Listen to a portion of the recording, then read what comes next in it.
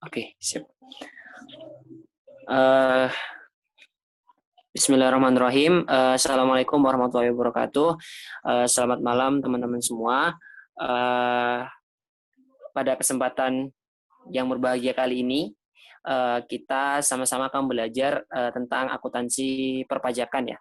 Jadi kita akan review materi pertemuan 1 dan sampai pertemuan 7 gitu ya. Eh, Review singkat sebenarnya sih gitu ya, tapi insya Allah tetap mengena gitu. Sebelum kita mulai, alangkah baiknya kita berdoa agar apa yang kita pelajari bisa bermanfaat bagi kita. Berdoa sesuai dengan keyakinan dan kepercayaan masing-masing. Berdoa dimulai.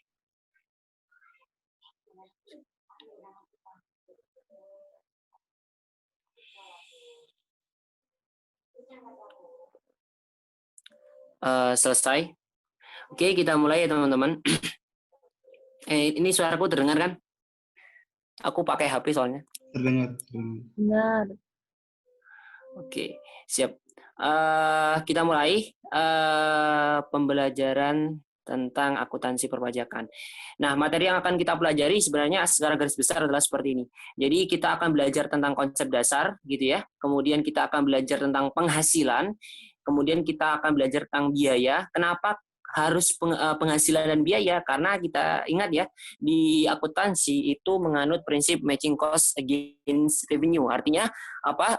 Kita harus mempertemukan biaya dan penghasilan untuk menemukan berapa sih net income dari suatu entitas. Kemudian kita akan belajar akuntansi PPN dan PPNBM, akuntansi PPh potongan dan pemungutan, dan yang terakhir ini adalah materi yang kemarin rekonsiliasi fiskal dan materi besok di pertemuan 7 yakni PSAK 46. Tanpa berlama-lama lagi kita akan lanjut ke materi yang pertama. Pertama adalah tentang konsep dasar akuntansi perpajakan. Konsep kalau misalnya kita bicara akuntansi gitu ya, kalau misalnya kita bicara akuntansi, maka kita tidak akan lepas dengan proses ini. Yang pertama adalah step pertama adalah bagaimana kita menganalisis suatu transaksi gitu ya. Kemudian baru kita mencatat ke jurnal, kemudian kita ngepost post ke ledger, kita apa namanya? Ya saldo-saldo yang ada di jurnal itu dimasukkan ke dalam ledger atau buku besar sesuai dengan akunnya masing-masing. Kemudian berikutnya kita mengumpulkan akun-akun yang ada di ledger ke trial balance, gitu ya. Kita akan mengumpulkan akun-akun yang ada di ledger ke dalam trial balance. Kemudian ada worksheet, ini opsional. Kalau misalnya pakai worksheet juga nggak apa-apa, kalau enggak ya juga nggak apa-apa. Tapi worksheet ini sangat membantu teman-teman dalam proses penyusunan laporan keuangan. Kenapa? Karena dalam dalam worksheet ini sudah disediakan kolom seperti yang kita pelajari kemarin, sudah disediakan kolom balance sheet yang mana, kemudian kolom laba rugi yang mana. Jadi akun-akun itu sudah kita klasifikasikan di dalam worksheet. Jadi saat membuat laporan keuangan tinggal kita nyalin aja. Sebenarnya konsepnya seperti itu. Nah, ada juga jangan lupa dengan adjustment. Adjustment ini dimulai dari jurnal lagi, kemudian ada juga kita harus ngepost juga ke ledger gitu ya. Kemudian kita akan memperbaharui trial balance kita sehingga namanya adjusted trial balance. Adjustment ini apa sih? Adjustment ini adalah kita harus melihat akun-akun apa saja sih yang perlu disesuaikan. Maksudnya disesuaikan itu yang biayanya itu terjadi secara akrual. Contohnya penyusutan. Penyusutan itu kan kita ngeluarin real nggak biayanya? Kita nggak ngeluarin real biayanya ya kan? Kita nggak ngeluarin kan? Maksudnya itu kan kita ngeluarinnya di awal saat kita pembelian aset tersebut. Nah, di akhir periode kan selalu ada penyesuaian. Nah, penyusutan itu adalah bukti kita perlu melakukan adjustment. Kita perlu melakukan penyesuaian. Kenapa? Karena untuk biaya-biaya itu sebenarnya penyusutan dalam akuntansi itu kan aset tetap dalam akuntansi itu kan harus pembiayaannya melalui penyusutan kan seperti itu. Nah, kemudian kita lanjut ke laporan keuangan di sini. Laporan keuangan ya, kemudian ada closing. Closingnya mulai dari closing jurnal, kemudian kita tutup, masukin akun-akun di closing jurnal itu masuk ke ledger, baru yang terakhir ada post closing trial balance seperti itu. Itu adalah proses singkat akuntansi. Nah, berikutnya adalah terkait dengan unsur-unsur laporan keuangan. Unsur-unsur laporan keuangan sejatinya ini adalah fokusnya kita pada laporan laba rugi dan laporan posisi keuangan atau neraca ya. Di sini ada aset ini ya. kemudian ada liabilitas, kemudian ada ekuitas, kemudian ada penghasilan, kemudian ada juga beban gitu ya. Kalau penghasilan beban ada, ini merupakan akun apa? Akun nominal ya. Akun real itu akun-akun yang ada di neraca. Akun real ya. Akun real itu ada di neraca. Akun real itu ada di neraca artinya apa? Artinya itu akan dibawa terus sampai periode berikutnya. Sedangkan akun-akun yang sekali habis dalam satu periode itu akun-akun yang ada di laporan laba rugi. Untuk pengertiannya sih nggak terlalu penting sih. Kita lanjut. Oke, kemudian kita akan menuju ke ketentuan pembukuan. Ketentuan pembukuan di sini ada PSAK umum. Ini adalah PSAK yang berbasis IFRS ya. IFRS laporan keuangannya ada posisi keuangan, ada laba rugi, ada arus kas, ada perubahan ekuitas dan catatan atas laporan keuangan. Ini penting sebenarnya, catatan atas laporan keuangan ini merupakan suatu komponen yang sangat penting ya, karena laporan keuangan itu tidak bisa menjelaskan dirinya sendiri kan gitu. Maka perlu adanya penafsiran atas angka-angka yang dicatat di laporan keuangan, maka dari itu perlu CALK, kan seperti itu. Kemudian ada PSAK etap. PSAK etap itu apa? PSAK etap itu adalah PSAK untuk entitas tanpa akuntabilitas publik.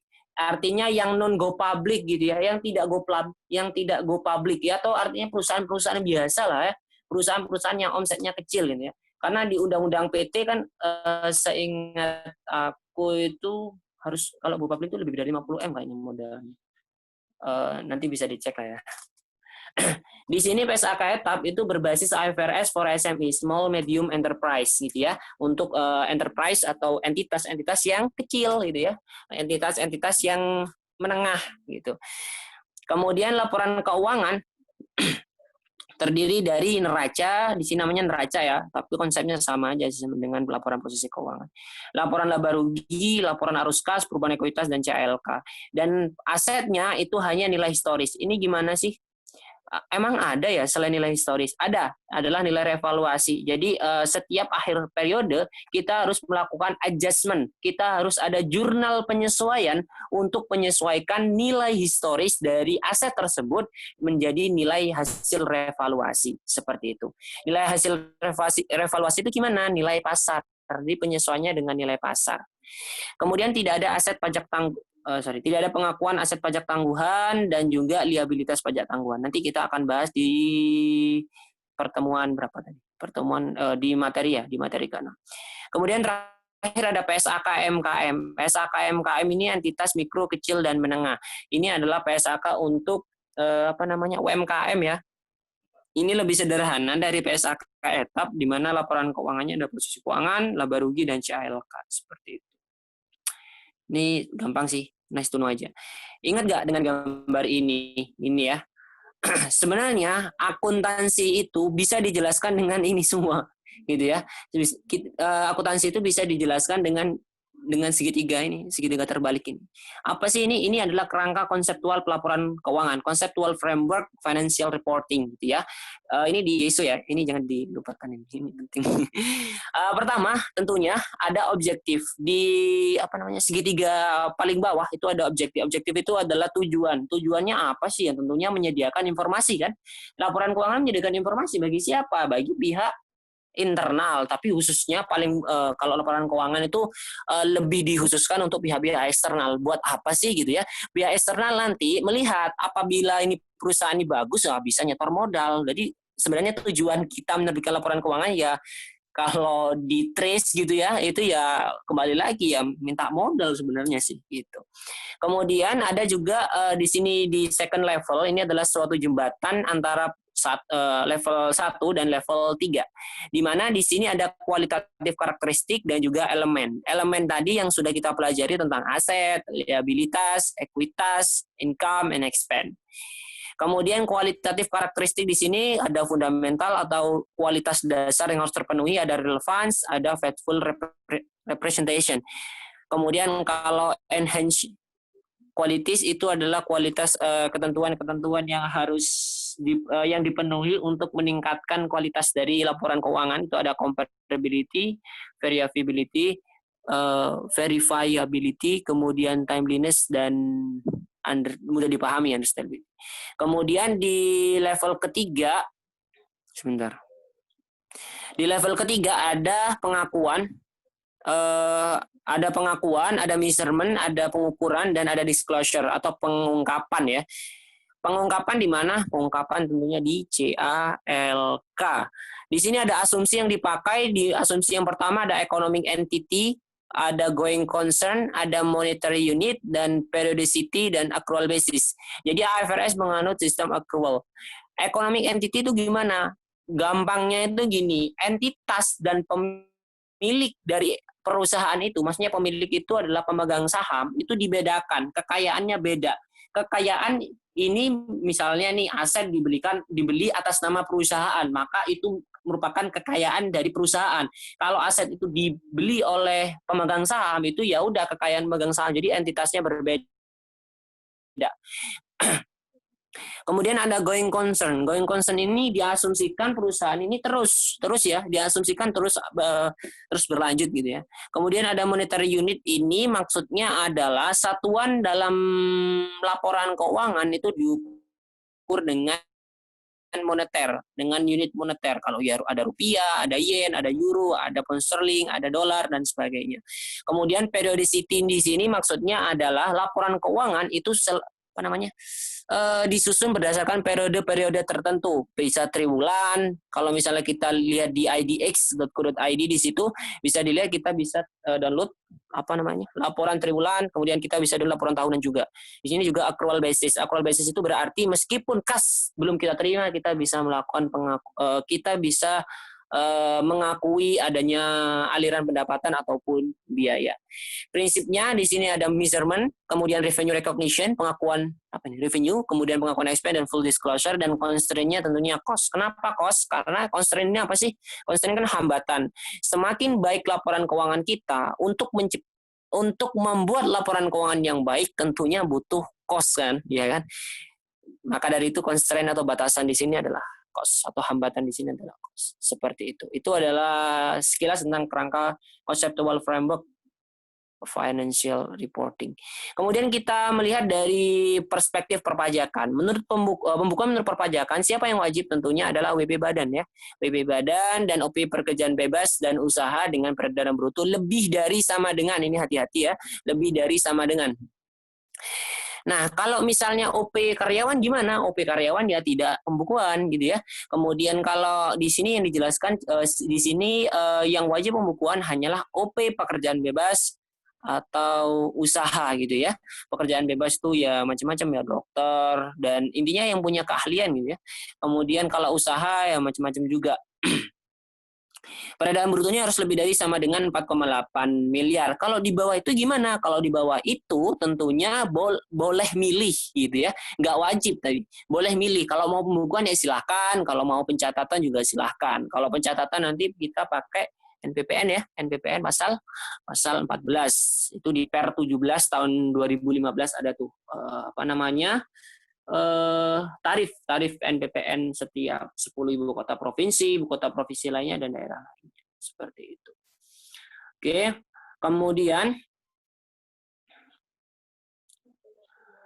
ketentuan bukuan ini ada di pasal 28, teman-teman bisa, sebenarnya nggak terlalu penting sih, gitu ya. Teman-teman ya itikat baik, keadaan sebenarnya di Indonesia, huruf Latin, angka Arab ini maksudnya ya dari kanan kan, nulisnya kan dari kanan kalau kemudian satuan mata uang rupiah, dan ini ya macam-macam, ini pasal 28 Undang-Undang KUP. Ini maaf ya aku percepat soalnya nanti biar pas ngena itu materi kita. Kalau ini kan sebenarnya gampang kan untuk dipahami. Untuk yang susah nanti ini biar waktunya lebih banyak. Oke, kemudian ada prinsip dasar akuntansi pajak. Prinsip dasar akuntansi pajak tentunya yang pertama adalah ada pengukuran terhadap mata uang, monetary unit assumption. Ini adalah sebenarnya sama sih dengan IFRS tadi gitu ya. Kemudian ada kesatuan akuntansi. Kemudian ada konsep kesinambungan, sama seperti IFRS. Kemudian konsep nilai historis, ya ini. Pajak hanya mengakui nilai historis atau historical cost gitu ya, nggak ada nilai revaluasi, nggak ada impairment, nggak ada ya, nggak ada impairment kan penurunan nilai ya kan, itu nggak ada di pajak, tidak mengakui itu. Jadi konsepnya pakai nilai historis. Kemudian ada periode akuntansi sama periodenya. Kemudian konsep taat asas ini konsisten ya. Kalau penyusutannya apa namanya metodenya garis lurus ya paling enggak tahun depannya garis lurus juga gitu ya. Kalau misalnya mau perubahan metode pun itu harus atas izin Direktur Jenderal Pajak kan. Harus mengajukan permohonan ke Direktur Jenderal Pajak dan itu pun kalau disetujui gitu ya. Kemudian pajak juga menganut konsep apa? Realisasi. Realisasi itu apa sih? Realisasi itu kalau misalnya nggak ada apa namanya? Karena ini sel-sel yang dipakai memang ada juga sel-sel kas campuran ya. Kalau misalnya dia tidak terjadi maka tidak di apa ya? Tidak diakui gitu ya. Kalau misalnya ada impairment, impairment itu kan sebenarnya nggak ada apa-apa kan. Dia penilaian penurunan nilai itu kan atas judgement perusahaan gitu ya. Jadi pajak di sini tidak mengakui. Kenapa? Karena kalau misalnya diakui, ya diada-adain pajaknya jadi lebih kecil. Kemudian ada matching cost against revenue. Ini maksudnya adalah mempertemukan biaya dan penghasilan. Jadi konsep penyajiannya adalah gimana penghasilan itu disandingkan dengan biaya gitu ya. Disandingkan dengan biaya untuk memperoleh penghasilan bersihnya berapa sih untuk nanti bisa dikenakan pajak. Seperti itu. Kemudian perbedaan akuntansi komersial dan akuntansi fiskal, akuntansi perpajakan. Kalau akuntansi komersial tentunya menyediakan informasi keuangan bagi investor. Di sini adalah terkait dengan pungutan pajak ya, atau bisa untuk apa namanya? Untuk pelaporan SPT. Dasarnya di sini adalah PSAK untuk akuntansi komersial, di sini undang-undang pajak, dan di sini tidak selalu menggunakan tidak selalu menggunakan prinsip realisasi ya untuk akuntansi komersial. Untuk akuntansi pajak prinsipnya kita pakai realisasi saja, diakui apabila terjadi transaksi. Kemudian akuntansi komersial itu memperkenalkan prinsip konservatisme ya. Ini kerugian yang akan terjadi boleh diakui sebagai beban atau biaya walaupun belum terjadi walaupun belum terjadi transaksi. Contoh, kalau misalnya ada biaya litigasi pengadilan ya. Akuntansi itu bisa di akuntansi itu ada apa namanya? Ada probable lupa itu aku. Presentase kemungkinan ini terjadi itu ada. Jadi konsep itu ada di akuntansi, di mana kalau misalnya ini udah mau terjadi, itu bisa diakui di tahun di periode ini gitu ya.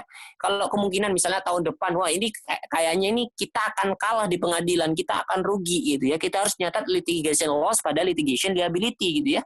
Nah, tapi kalau pajak gimana? Kalau pajak kita tidak mengakui itu gitu ya. Kalau kita ngakuin, nah ruginya dimasukin semua di periode ini ya, nggak ada pajak yang harus dibayarkan kan seperti itu. Metode pembukuannya di mana di sini akuntansi komersial adalah berbasis akrual ya. Tapi kalau pajak itu berbasis akrual dan kas campuran. Nah, kas campuran itu gimana gitu ya? Kas campuran itu penjualan yang diakui nggak hanya tunai gitu ya, tapi ada kredit juga diakui. Metode juga pakai penyusutan. Penyusutan itu kita sebenarnya adalah basis dari karakteristik dari basis akrual ya. Kenapa? Karena nggak ada transaksi kan. Penyusutan kan nggak ada transaksi gitu ya. Maka penyusutan itu adalah sebagai bentuk dari basis akrual. Kemudian pengukuran elemennya kita bisa pakai historis, historis ataupun nilai wajar. Kalau di pajak kita hanya mengakui cost. Contoh dasar hukumnya di pasal 10 ayat 1, 2, 3, 4, 5 dan 6 ya. Seperti itu. Kemudian, wah mantap. Kita lanjut ke materi kedua. Ini cuma sekilas saja sih yang tadi gitu ya.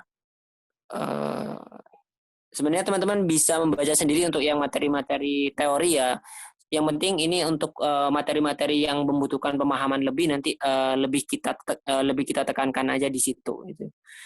Kemudian kita akan lanjut ya ke materi tentang penghasilan menurut akuntansi dan perpajakan. Ini peta PSAK penghasilannya. Penghasilan itu ada dua ya, pendapatan dan capital gain. Pendapatan itu tentunya dari usaha, operasi yang dihentikan, sewa gitu ya. Usahanya kita pakai PSAK yang terbaru, PSAK 72. Ini efektif berlaku per 1 Januari 2020. PSAK 34, PSAK 36, 44, 61, 62. Dan operasi yang dihentikan ini atut ya. Atut ini apa sih? Atut ini adalah aset tetap untuk dijual ya. Berarti kita terkait apa nih? Terkait dengan 16D Undang-Undang PPN ya. Terkait dengan 16D Undang-Undang PPN. BKP aktiva yang menurut tujuan semula tidak untuk diperjualbelikan. Kemudian sewa ini juga ada PSAK baru, PSAK 73. Ini pendapatan ya. Pendapatan ini kita pakai PSAK 72, revenue from contract with customer. Basisnya adalah IFRS 15 ya. Revenue from contract with customer. Kemarin udah kita belajar ya di apa ya? Di AKM ya. Kita pakai KISU jilid 3 kan. Di situ udah IFRS 15 tuh. Kemudian capital gain di sini kita pakai PSAK 1. PSAK 1 itu apa sih? PSAK 1 itu penyajian laporan keuangan ya. Laporan keuangan elemen-elemennya di PSAK 1 semua tuh. Dan kerangka konseptual pelaporan keuangan. Oke, kemudian berikutnya penghasilan itu sebagaimana kita diajarkan dulu ya, bahwa penghasilan itu ada dua, yakni yang pertama terkait dengan pendapatan, kemudian yang berikutnya adalah terkait dengan keuntungan gitu ya. Kalau pendapatan itu ya udah, pendapatan itu yang dari usahanya dia gitu ya. Kalau keuntungan tentunya yang tidak rutin. Maksudnya tidak rutin itu yang biasanya contohnya adalah keuntungan dari penjualan aset. Penjualan aset kan nggak terus-menerus kan. Asalkan nggak mungkin kita jual aset terus-menerus kan, kecuali dia usahanya memang jual aset kan, seperti itu. Nah, yang perlu teman-teman perhatikan bahwa pendapatan ini diukur dengan nilai wajar ya, dikurangi diskon. Jadi kalau misalnya ada diskon harus kita kurangkan dulu untuk bisa mengakui pendapatan tersebut. Contoh, 10.000 kita beli, diskon 300. Maka pendapatan yang kita akui kok kita beli sih. Ada orang beli ke kita gitu, itu kita jual gitu ya.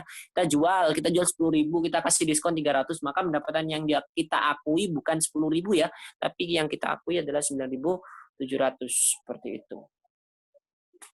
Sebenarnya diskon juga apa namanya? Nanti di offset juga sih di laporan keuangan. Kan kalau misalnya kita lihat di income statement kan ada sales revenue ya. Ada sales revenue gitu ya. Ada sales revenue, kemudian di bawahnya apa? Ada pengurang ya. Pengurangnya apa? Retur sama potongan ya, retur sama diskon. Di sini kan ada less kan, biasanya ada pengurangannya. Di sini ada apa? Sales diskon kan? Sama sales return. Gitu ya. Sebenarnya juga di offset di sini. Jadi pendapatan yang kita akui itu adalah pendapatan setelah dikurangi dengan diskon. Oke. Kemudian ingat ya teman-teman, PPH itu adalah broad based taxation. Ciri ingat ya di semester 1 karakteristik PPH salah satunya adalah broad based taxation. Maksudnya gimana sih? Broad based taxation itu adalah penghasilan itu penetapan objek atas PPH ini itu ditetapkan secara luas. Maksudnya secara luas itu gini, apapun itu asal namanya penghasilan itu kita akuin. Gitu ya. Kita akuin. Apapun itu. Contoh, dulu pernah viral tuh. Kalau penghasilan dari paranormal gimana gitu ya. Enggak, kalau misalnya dilihat dari undang-undang PPH apakah termasuk objek pajak? Ya termasuk. Undang-undang PPH bilang kalau penghasilannya tuh, kalau penetapan penghasilan sebagai objek pajak itu dalam arti luas. Artinya dari manapun sumbernya, gimana pun bentuknya, atas asal itu namanya penghasilan, ya udah itu kita akuin gitu. Secara akuntansi maupun secara pajak gitu. Jadi seperti itu, teman-teman. Kemudian di sini ada penjualan barang. Penjualan barang tentunya ini diakui kalau misalnya yang ini gini teman-teman ya. Ini kan banyak nih angkanya apa namanya ini. Ini kriterianya ya. Konsepnya gini, dulu revenue from contract with customer IFRS 15 di KISU itu pendapatan itu bisa diakui jika gitu ya performance obligation is satisfied. Jadi apa itu? Kewajiban kita itu sudah kita penuhi, gitu ya. Jadi kewajiban kita itu sudah kita temui. Nah, itu terrepresentasikan ini resiko dan manfaat telah berpindah, tidak bisa melakukan pengendalian terhadap barang, jumlah pendapatan dapat diukur secara andal, manfaat ekonomi mengalir ke entitas, dan biaya dapat diukur secara andal. Tapi sejatinya IFRS 15 itu bilang kalau misalnya pendapatan itu bisa lu akui jika performance obligation is satisfied. Jadi sudah di kewajiban apa namanya?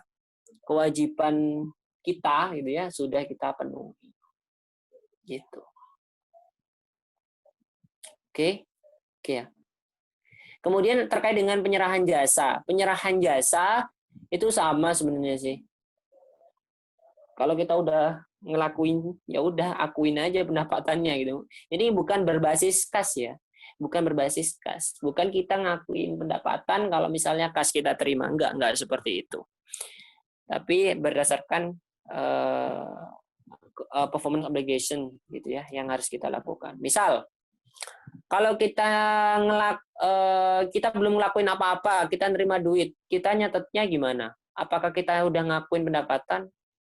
Enggak dong. Jurnalnya gimana? Case pada pendapatan diterima di muka kan? Nah, pendapatan diterima di muka itu apa?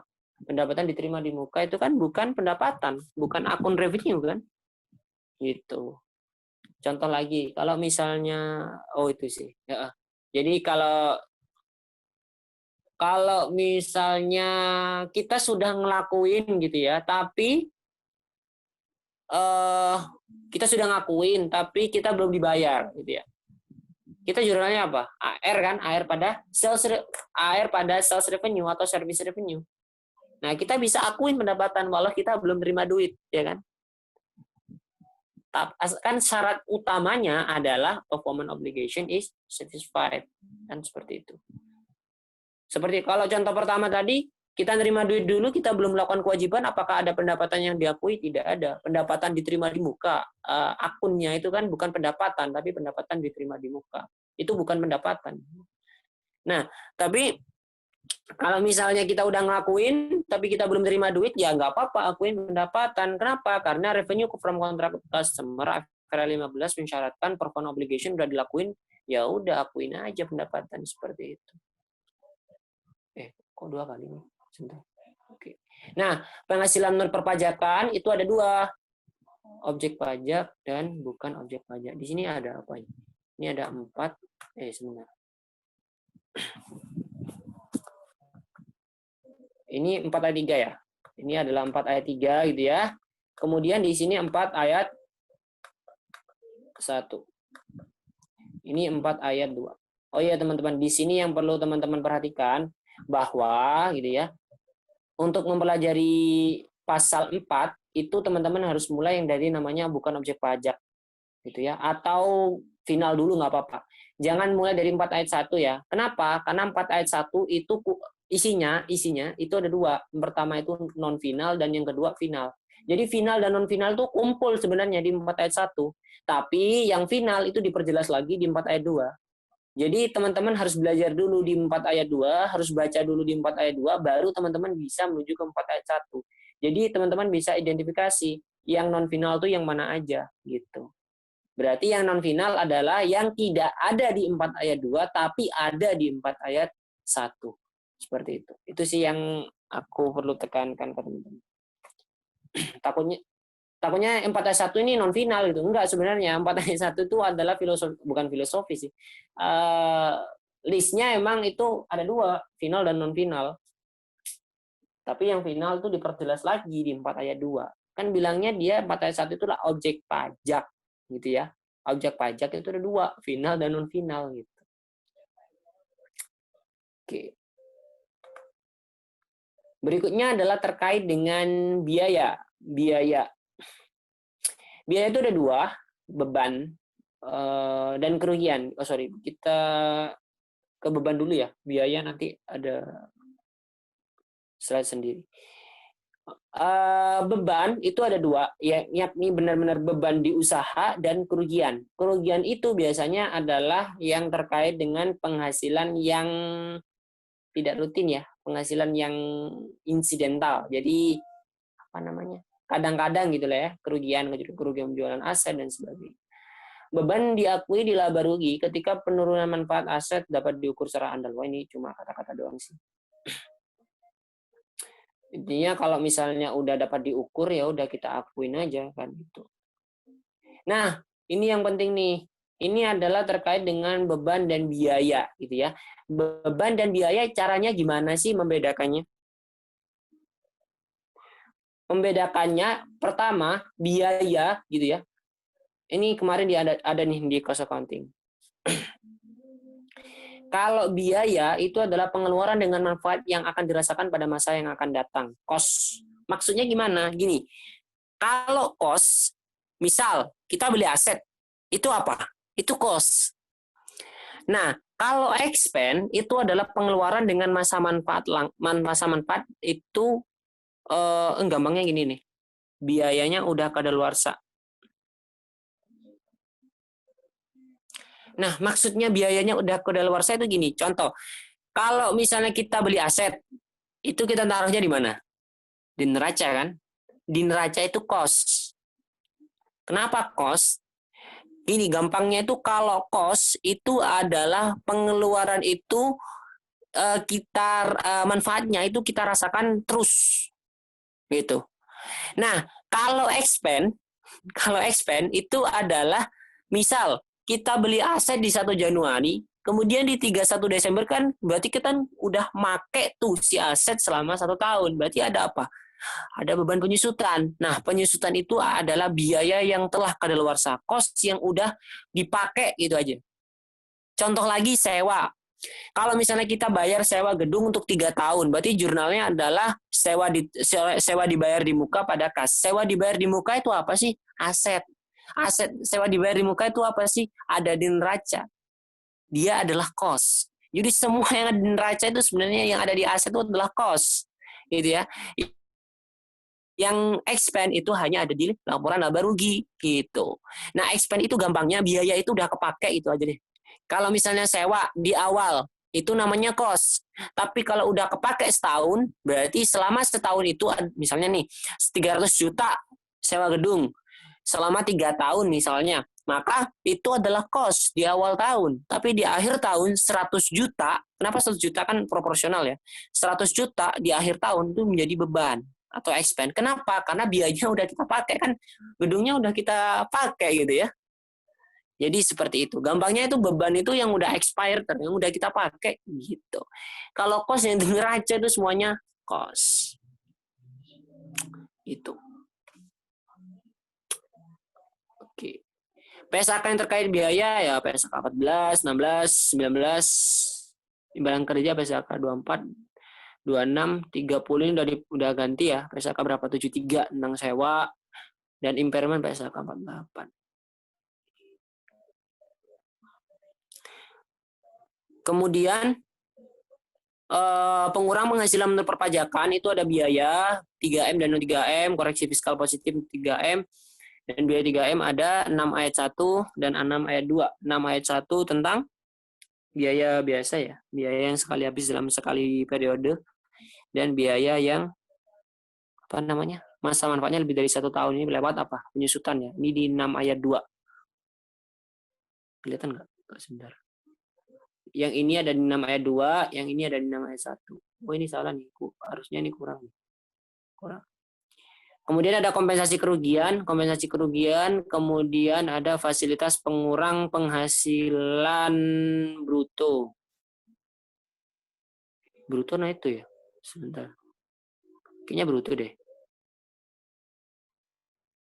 Kalau pengurang penghasilan itu ya kompensasi ini. Ini bruto deh. Salah nih. Kalau penghasilan itu ya kompensasi ini sebenarnya. Pengurang penghasilan itu kan kompensasi. Seperti itu.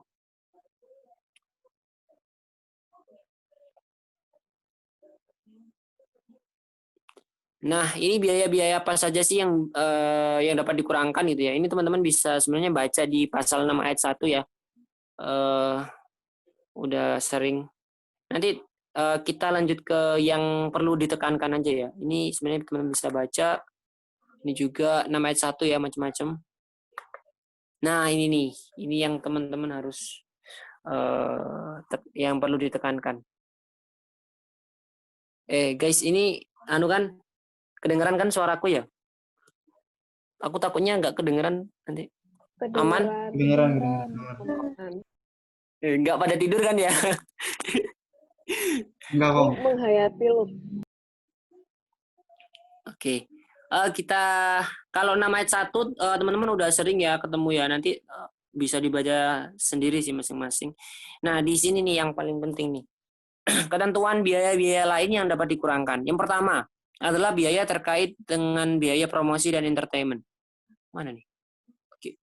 Biaya promosi dan entertainment itu bisa deductible kalau misalnya ada daftar nominatif. Kalau nggak ada, udah fix nggak bisa dikurangkan. Promosi dan entertainment wajib PMK 02 tahun 2010. Gitu ya. Kemudian PM yang tak dapat dikreditkan agar deductible harus benar-benar dibayar ya. Kan gini sih PM itu. PM itu kan gini, kalau misalnya kita beli sesuatu, berarti kita ada PM kan? Kalau PM-nya nggak dapat dikreditkan, maka PM itu harus dibayar dulu ke si pemungut. Dan itu harus sesuai dengan 3M. Nah, PM yang tidak dapat dikreditkan, itu ada dua teman-teman. Ada dua opsi. Maksudnya, dua opsi. Yang pertama itu adalah, apa namanya?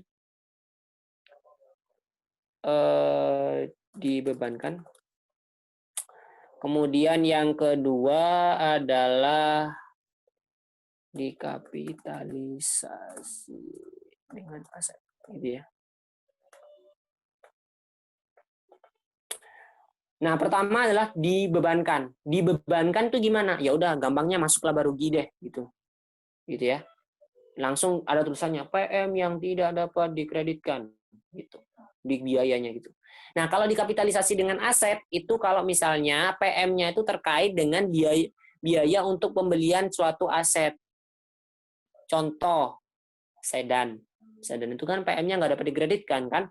Pasal 9 ayat 8 huruf C, huruf C Undang-Undang PPN. Itu kan tidak dapat dikreditkan. Tapi itu kan sedan itu kan aset. Maka PM yang tidak dapat dikreditkan itu harus dikapitalisasi. Maksudnya gimana sih dikapitalisasi? Ini, kalau misalnya harganya sedannya itu 100 juta, berarti PPN-nya berapa? 10 juta. Berarti kita nulisnya harga sedan tersebut, aset kita, itu adalah 110 juta di neraca. Baru nanti kita pembebanannya kan kalau misalnya aset itu lewat apa? Lewat penyusutan. Gitu. Jadi dasar penyusutannya itu bukan 100 juta, tapi 110 juta. PM yang tidak dapat dikreditkan itu harus dikapitalisasi dengan aset. Kalau misalnya terkait dengan pembelian aset. Contoh lain, kalau misalnya tidak terkait dengan aset, contohnya buat beli apa ya? Buat beli bahan bakar misalnya. Bahan bakarnya nggak sesuai dengan, tidak berhubungan langsung dengan kegiatan usaha, pasal 9 ayat 8 huruf B Undang-Undang PPN. Maka itu langsung aja dibebankan. Kan bahan bakar kan sekali habis. Kan nggak mungkin bahan bakar disimpan selama setahun ya. Menguap ya. Gitu. PM yang tidak dapat dikreditkan ini di mana sih dasarnya? Ya tentunya di PP 94 ya. PP 94 tahun 2010.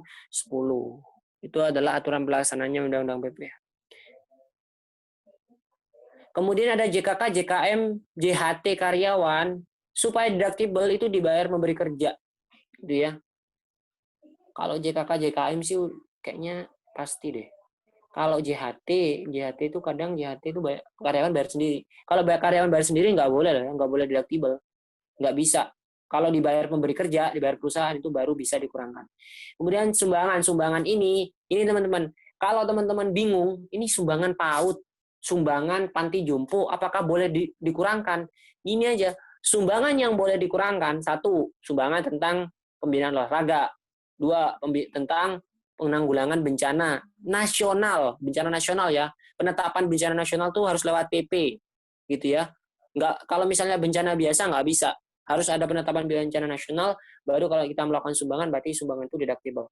Infrastruktur sosial, kemudian apa lagi? Aku lupa nih. Sorry. Kok jadi lupa ya? Ini dia. sumbangan penanggulangan bencana nasional, sumbangan penelitian dan pengembangan di Indonesia, biaya pembangunan infrastruktur sosial dan sumbangan fasilitas pendidikan, dan yang terakhir sumbangan dalam rangka pembinaan olahraga. Hanya 5 ini doang yang boleh, dan itu pun bersyarat gitu ya. Yang pertama, punya nilai fiskal tahun sebelumnya, ngasih sumbangan nggak buat kita rugi ya. Kalau misalnya kita punya duit 50.000 mau nyumbang 100.000 ya nggak, kayaknya nggak boleh ya. Kemudian ada bukti yang sah, dan lembaga yang menerima harus ada NPWP, kecuali bukan subjek. Terus contohnya emang ada yang ngasih sumbangan ke bukan subjek, ada kok. Contoh ngasih, misalnya ngasih sumbangan ke UNICEF, misalnya ngasih apa gitu kan, bisa aja.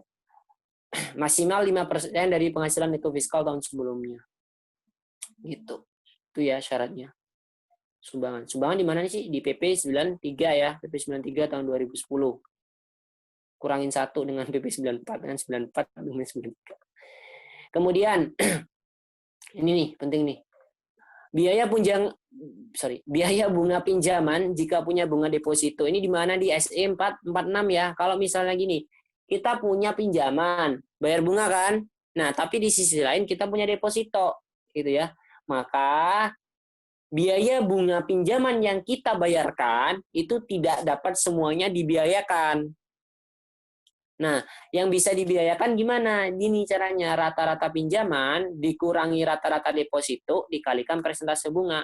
Persentase bunga itu gimana? Persentase bunga itu pasti dinyatakan di soal. Kalau soalnya nggak ada persentase bunga, udah pasti nggak bisa dikerjakan. Gitu ya. Kemudian rata-rata pinjaman, ini kita hitung. Rata-rata deposito baru ini yang kita hitung. Adanya di mana? Di SE 46 tahun 95. Udah lama banget gitu ya. SE 46 tahun 95. Ini dia. Cara ngitungnya gimana? Contoh ini nih. Tahun 1995, PTA, ini kelihatan kan? Pada tahun 1995, PTA mendapatkan pinjaman pihak ketiga, 200 juta. Tingkat bunganya 20%. Dari jumlah tersebut telah diambil, gimana sih caranya biar kuning-kuning?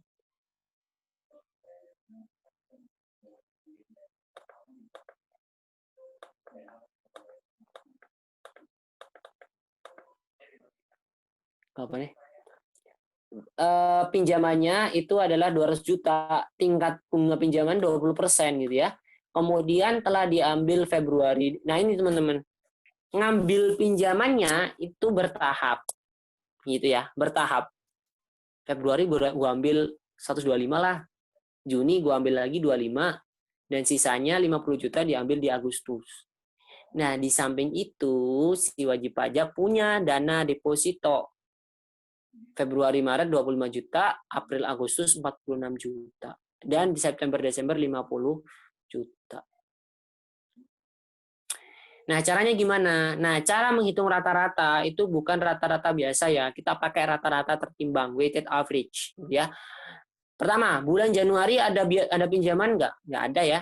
Kan pinjemnya dari Februari, ya udah berarti 0. Kemudian bulan Maret ada nggak? Bulan Februari ya. Bulan Februari ada nggak? Ada. Pinjem 125. Februarinya sampai dengan apa nih? Dia minjem lagi kapan? Juni ya. Dia minjem lagi Juni. Berarti di sini bukan Maret nih. Sekelas SE salah ya. Mei ya. Februari sampai dengan Mei berapa bulan? Dari Maret, April, Mei 4 bulan ya. Nah, di sini 4 bulan. Minjemnya berapa? 125 kali 4 seperti itu. 15 juta. Kemudian Juni gimana? Juni kan dia ngambil lagi Agustus, berarti Juni sampai dengan Juli 2 bulan. Dikalikan berapa? 25 juta. Bukan 25 juta. Kalau pinjaman itu akumulasi ya, teman-teman. Jadi akumulasi dengan tadi. Kalau misalnya bulan Juni pinjem 25 juta, berarti diakumulasikan jadi 150 juta dengan yang tadi. Yang tadi kan pinjem 125. Yang ini pinjem 25, berarti 150 kan. 150 kali 2 300.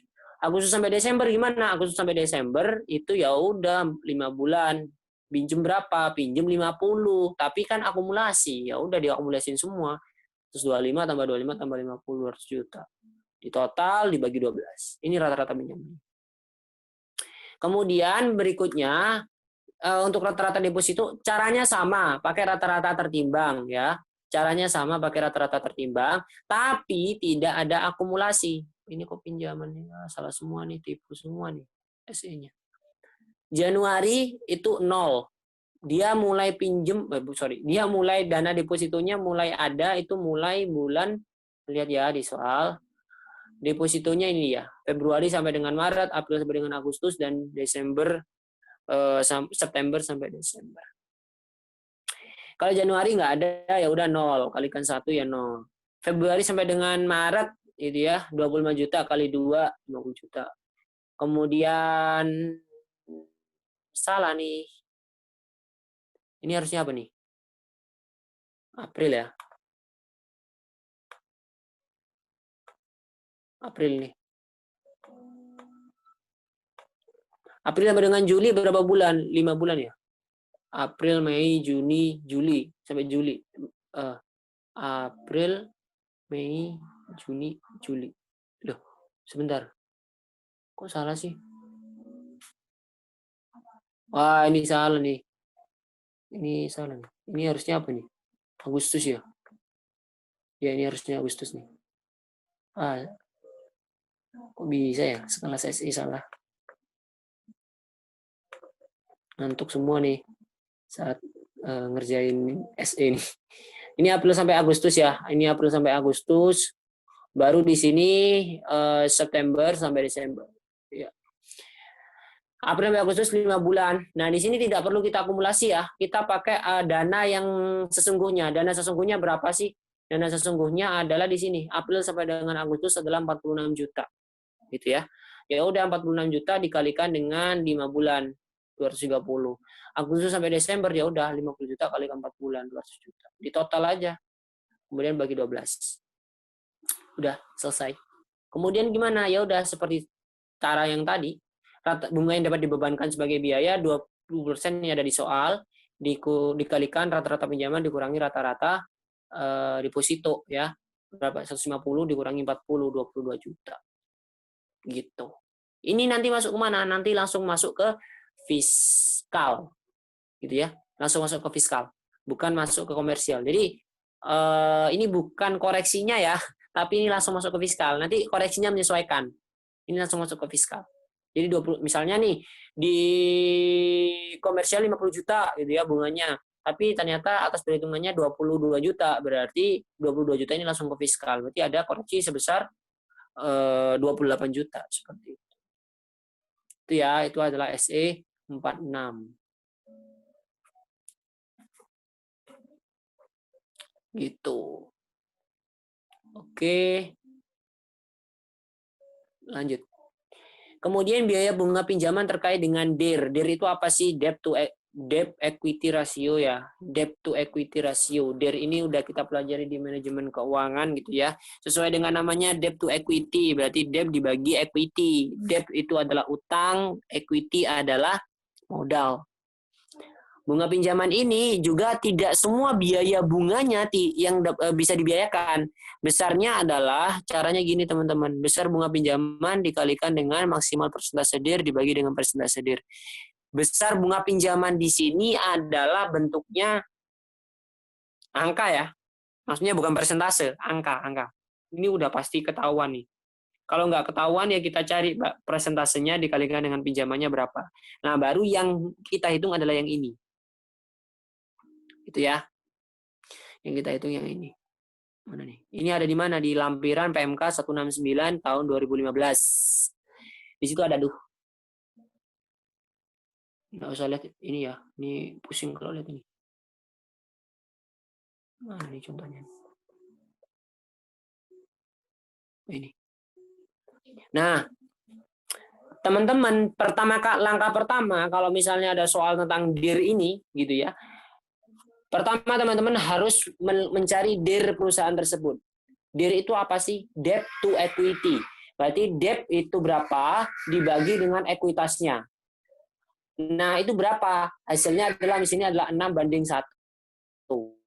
Gitu ya. 6:1. Padahal pajak hanya memperkenankan 4:1. Berarti nanti ya udah ambil aja kemudian untuk mencari biaya yang dapat dibiayakan itu adalah maksimalnya 4 dir-nya 6, ya udah 4/6 kalikan biaya pinjaman. Seperti itu. Biaya pinjaman ini nanti pasti ada nih di soal nih. Tinggal 4/6 kali biaya pinjaman. Itu nanti yang bisa dibiayakan secara fiskal. Jadi seperti itu. Nanti teman-teman langsung menyesuaikan koreksinya. Oke. Nah, itu adalah terkait dengan biaya bunga pinjaman. Jadi ada dua ya kondisi yang akan kita mungkin akan ada di UTS ataupun UTS ya, UTS tentang rekonsiliasi fiskal terkait dengan biaya bunga pinjaman ada deposito dan juga biaya bunga pinjaman terkait DIR. Seperti itu.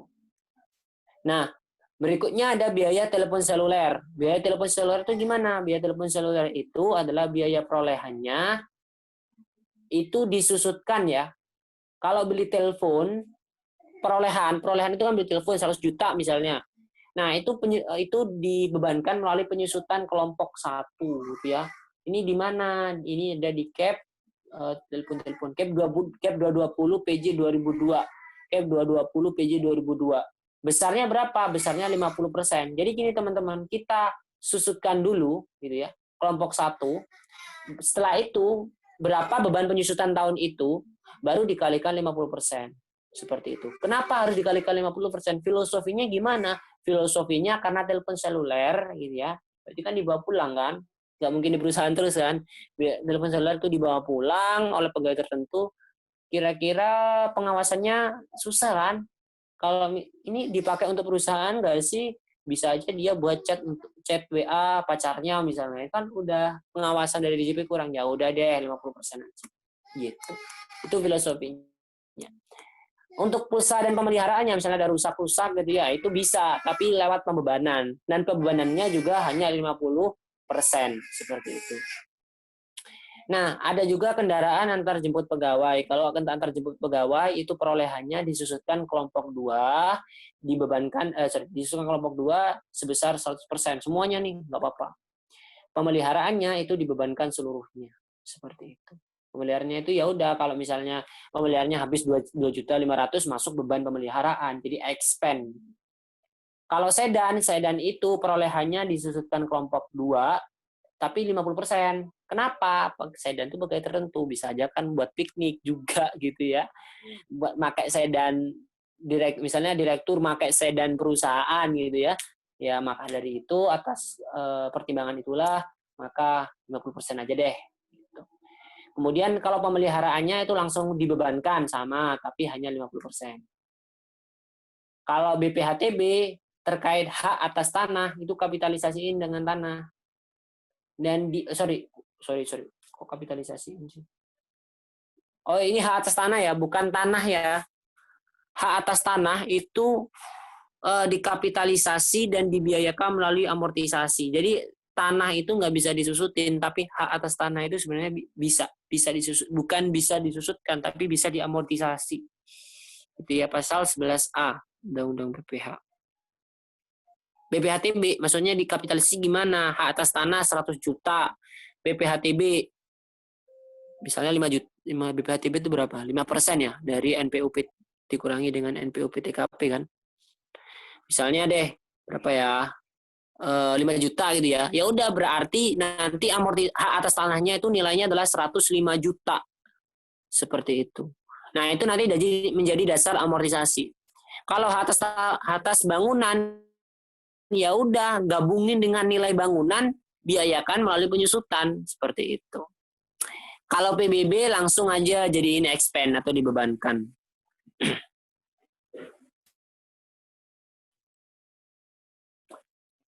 Terakhir terkait biaya, itu ada software aplikasi umum dan software aplikasi khusus gitu ya. Ini ada di mana? Di CAP 316 PJ 2002. Tahunnya sama sih, 316. Ya, 316 PJ 2002.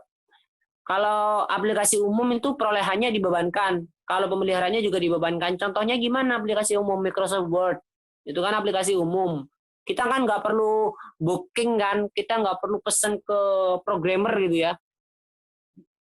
Jadi itu perolehan dan pemeliharaannya dibebankan. Kalau aplikasi khusus itu perolehannya amortisasi, upgrade-nya juga amortisasi. Amortisasinya kelompok 1 seperti itu. Contoh aplikasi khusus misalnya editing video gitu ya, editing video tapi mesen ke programmer ini dong, aku mesen yang ada fitur ini, yang ada fitur ini, itu namanya aplikasi khusus.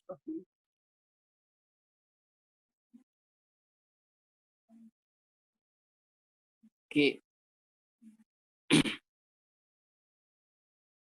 Kalau kompensasi kerugian itu bisa merupakan fasilitas, bukan fasilitas, pengurang penghasilan itu ya. Jadi penghasilan itu fiskal, kalau udah ketemu hati-hati sama kompensasi kerugian itu masih untuk mencari penghasilan kena pajak itu harus kita kurangkan dengan kompensasi kerugian dulu. Gitu. Kalau udah dikurangkan baru jadi penghasilan kena pajak. Jadi teman-teman jangan sampai penghasilan itu fiskal sama dengan penghasilan kena pajak, jangan sampai seperti itu. Tetap harus melihat ada atau tidaknya kompensasi kerugian. Kalau nggak ada sih nggak masalah ya. Emang sama kan, penghasilan itu fiskal ya sama dengan penghasilan kena pajak. Toh nggak ada kompensasi kerugian. Kalau misalnya ada, nah itu teman-teman harus hati-hati. Terus kalau misalnya tahun-tahun lalu itu rugi, hati-hati sama sumbangan ya. Aku dulu pernah sih ujian lab PPH gitu ya, ujian lab PPH. Nah, aku udah bagus nih rekonnya sampai perhitungannya, cuma salah satu salahnya itu di biaya sumbangan. Aku lupa bahwa sebelum tahun sebelumnya tuh rugi. Ya udah deh, nggak sempurnanya.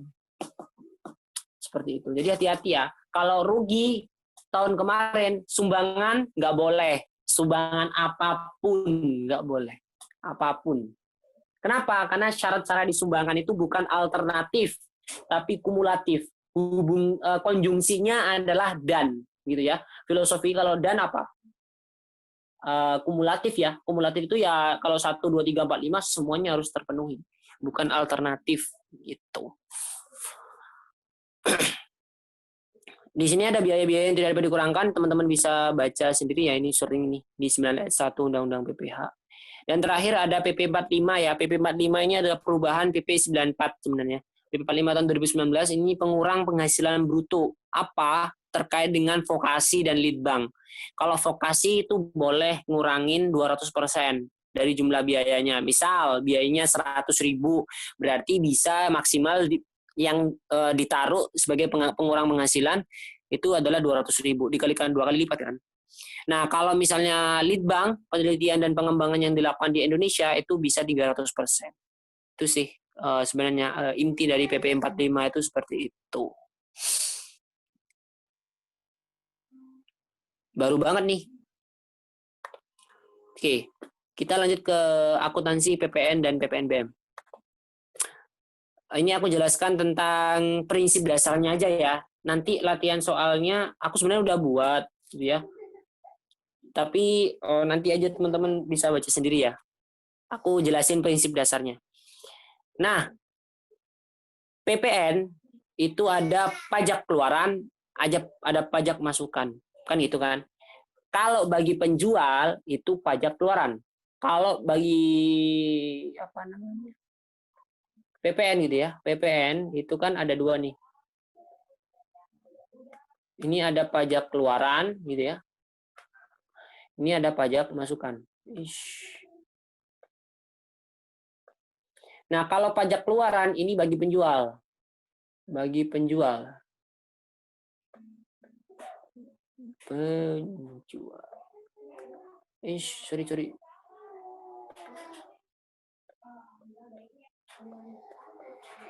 Kemudian kalau yang ini bagi pembeli kan ya. Pembeli.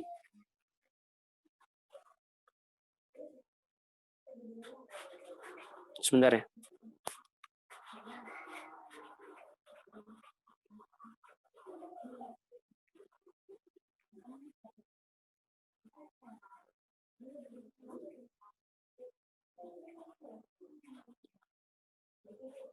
Oke. Sip. Nah, pajak keluaran itu selalu di kredit neraca. Kenapa di kredit neraca? Karena dianggap sebagai utang. Kenapa dianggap sebagai utang? Penjual gimana sih konsepnya? Penjual kan mungut kan. Kalau misalnya penjual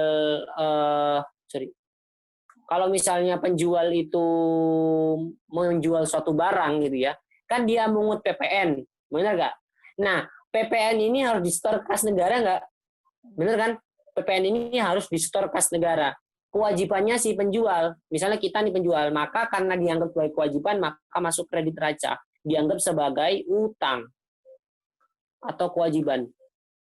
Kewajiban kita yang nyetor kas negara. Nah, konsep ini nanti sama untuk yang PPh Potput. Intinya, kalau misalnya kita motong, kita mungut, fix itu adalah utang. Kenapa utang? Itu adalah kewajiban kita untuk nyetor kas negara. Karena bukan di kita, gitu. Itu kan sebenarnya duit orang lain yang mau bayar pajak kan. Kita kan sebagai perantara doang, maka dari itu adalah kewajiban kita. Nah, kalau PM atau pajak masukan karena posisinya adalah sebagai pembeli, maka kita sejatinya adalah membayar pajak gitu kan. Membayar pajak lewat penjual, tapi nanti ujung-ujungnya tetap ke kas negara kan.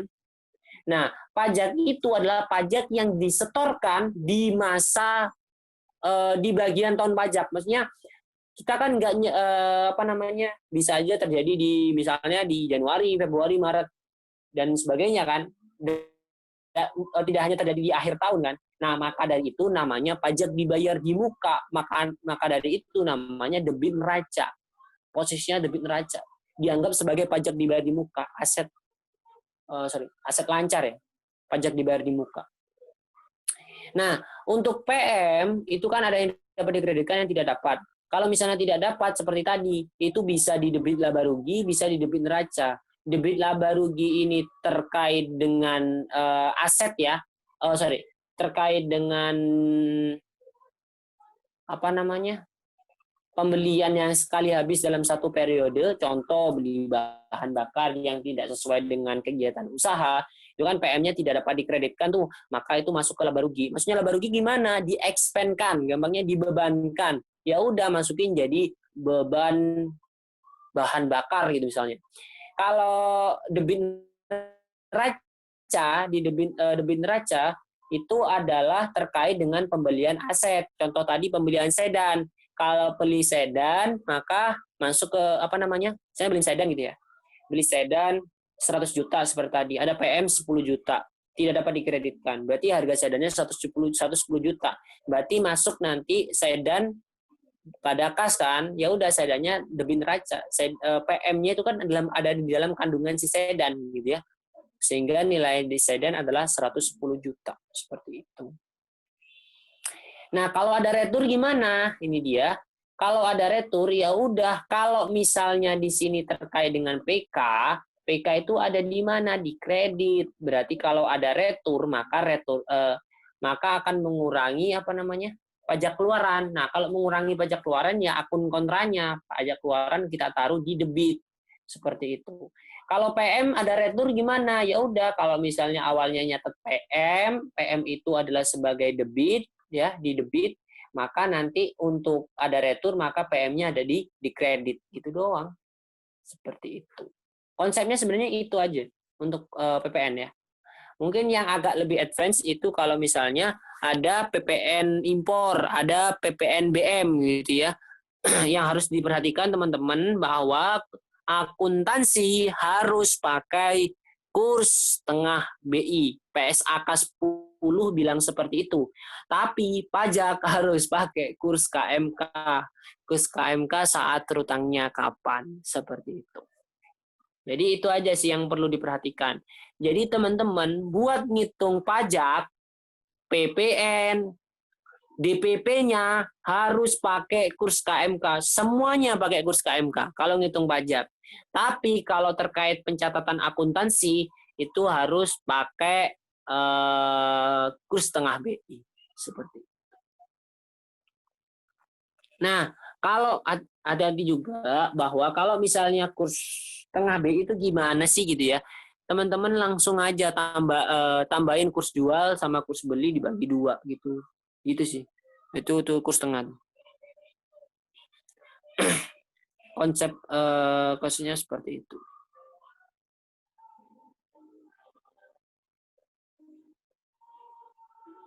Oh ini nih. Ini nanti teman-teman bisa baca ya Excel-nya. Nanti aku share sih Excel-nya.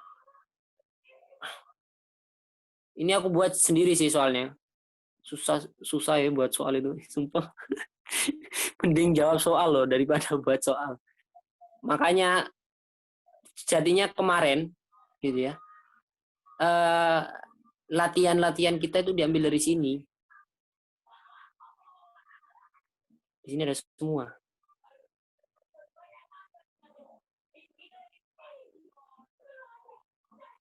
Aku lihat dari soalnya sih. Wah, kalau kelihatan kayak aku kan lihat soalnya, wah ini nih pakai modul DTSD nih. Nah, ini dia. Belum ada jawabannya sih. Nah, ini. Ini kan soal kita nih. Ya enggak? PT Sentra. Soal kita kan. Mungkin diganti namanya doang.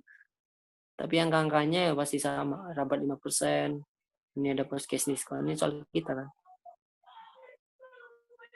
Ini latihan di modul DTSD. Nggak ada kuncinya sebenarnya sih. Tapi dia ngambil dari sini. Beliau ngambil dari sini. Gitu. Karena emang susah beneran membuat soal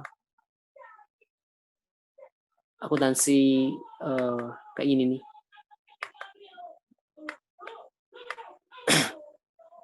Ini ada contohnya juga. Oke.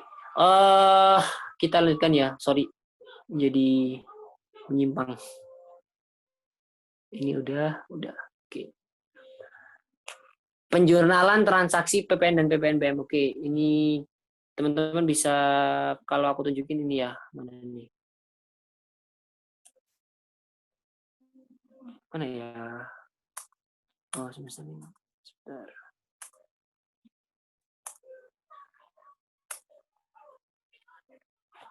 Tunggu kejap ya.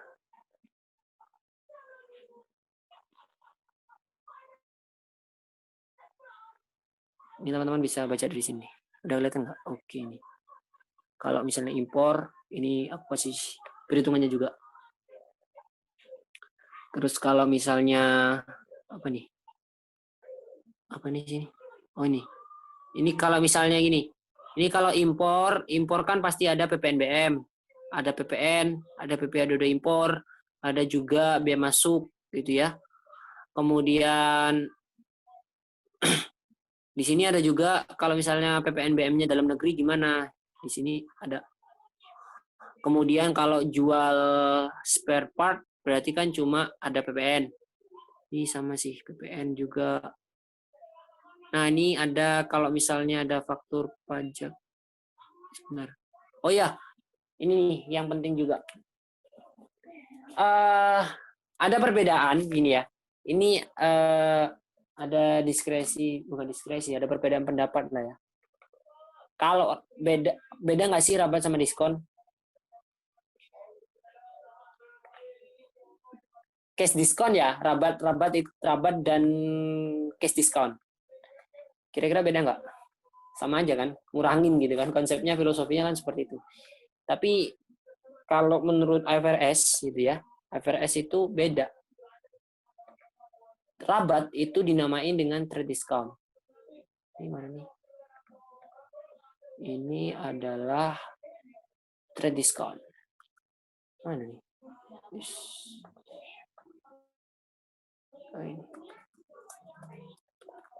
Kalau trade discount itu perlakuannya adalah jadinya gini, persediaannya jadi seperti ini. Persediaannya langsung dikurangkan. Jadi bukan 60 juta, tapi 57 juta. Tapi kalau cash discount itu apa namanya?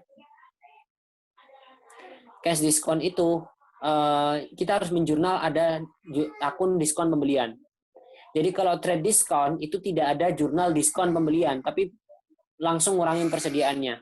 Teman-teman bisa baca di sini. Di Kesu ada kok, di Kesu itu. Mana nih Kesu.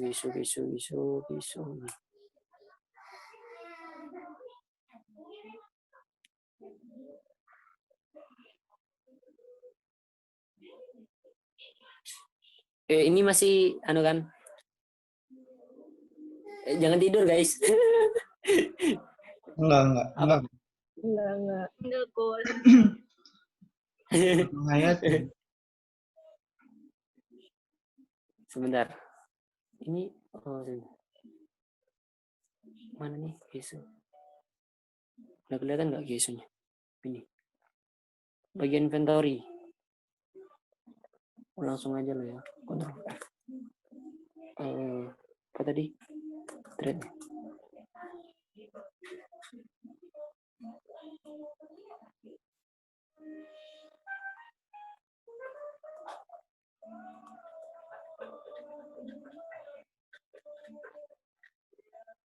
Langsung aja trade diskon.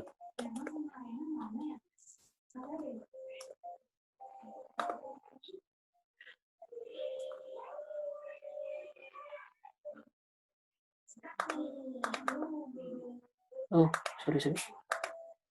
Kayaknya ini deh.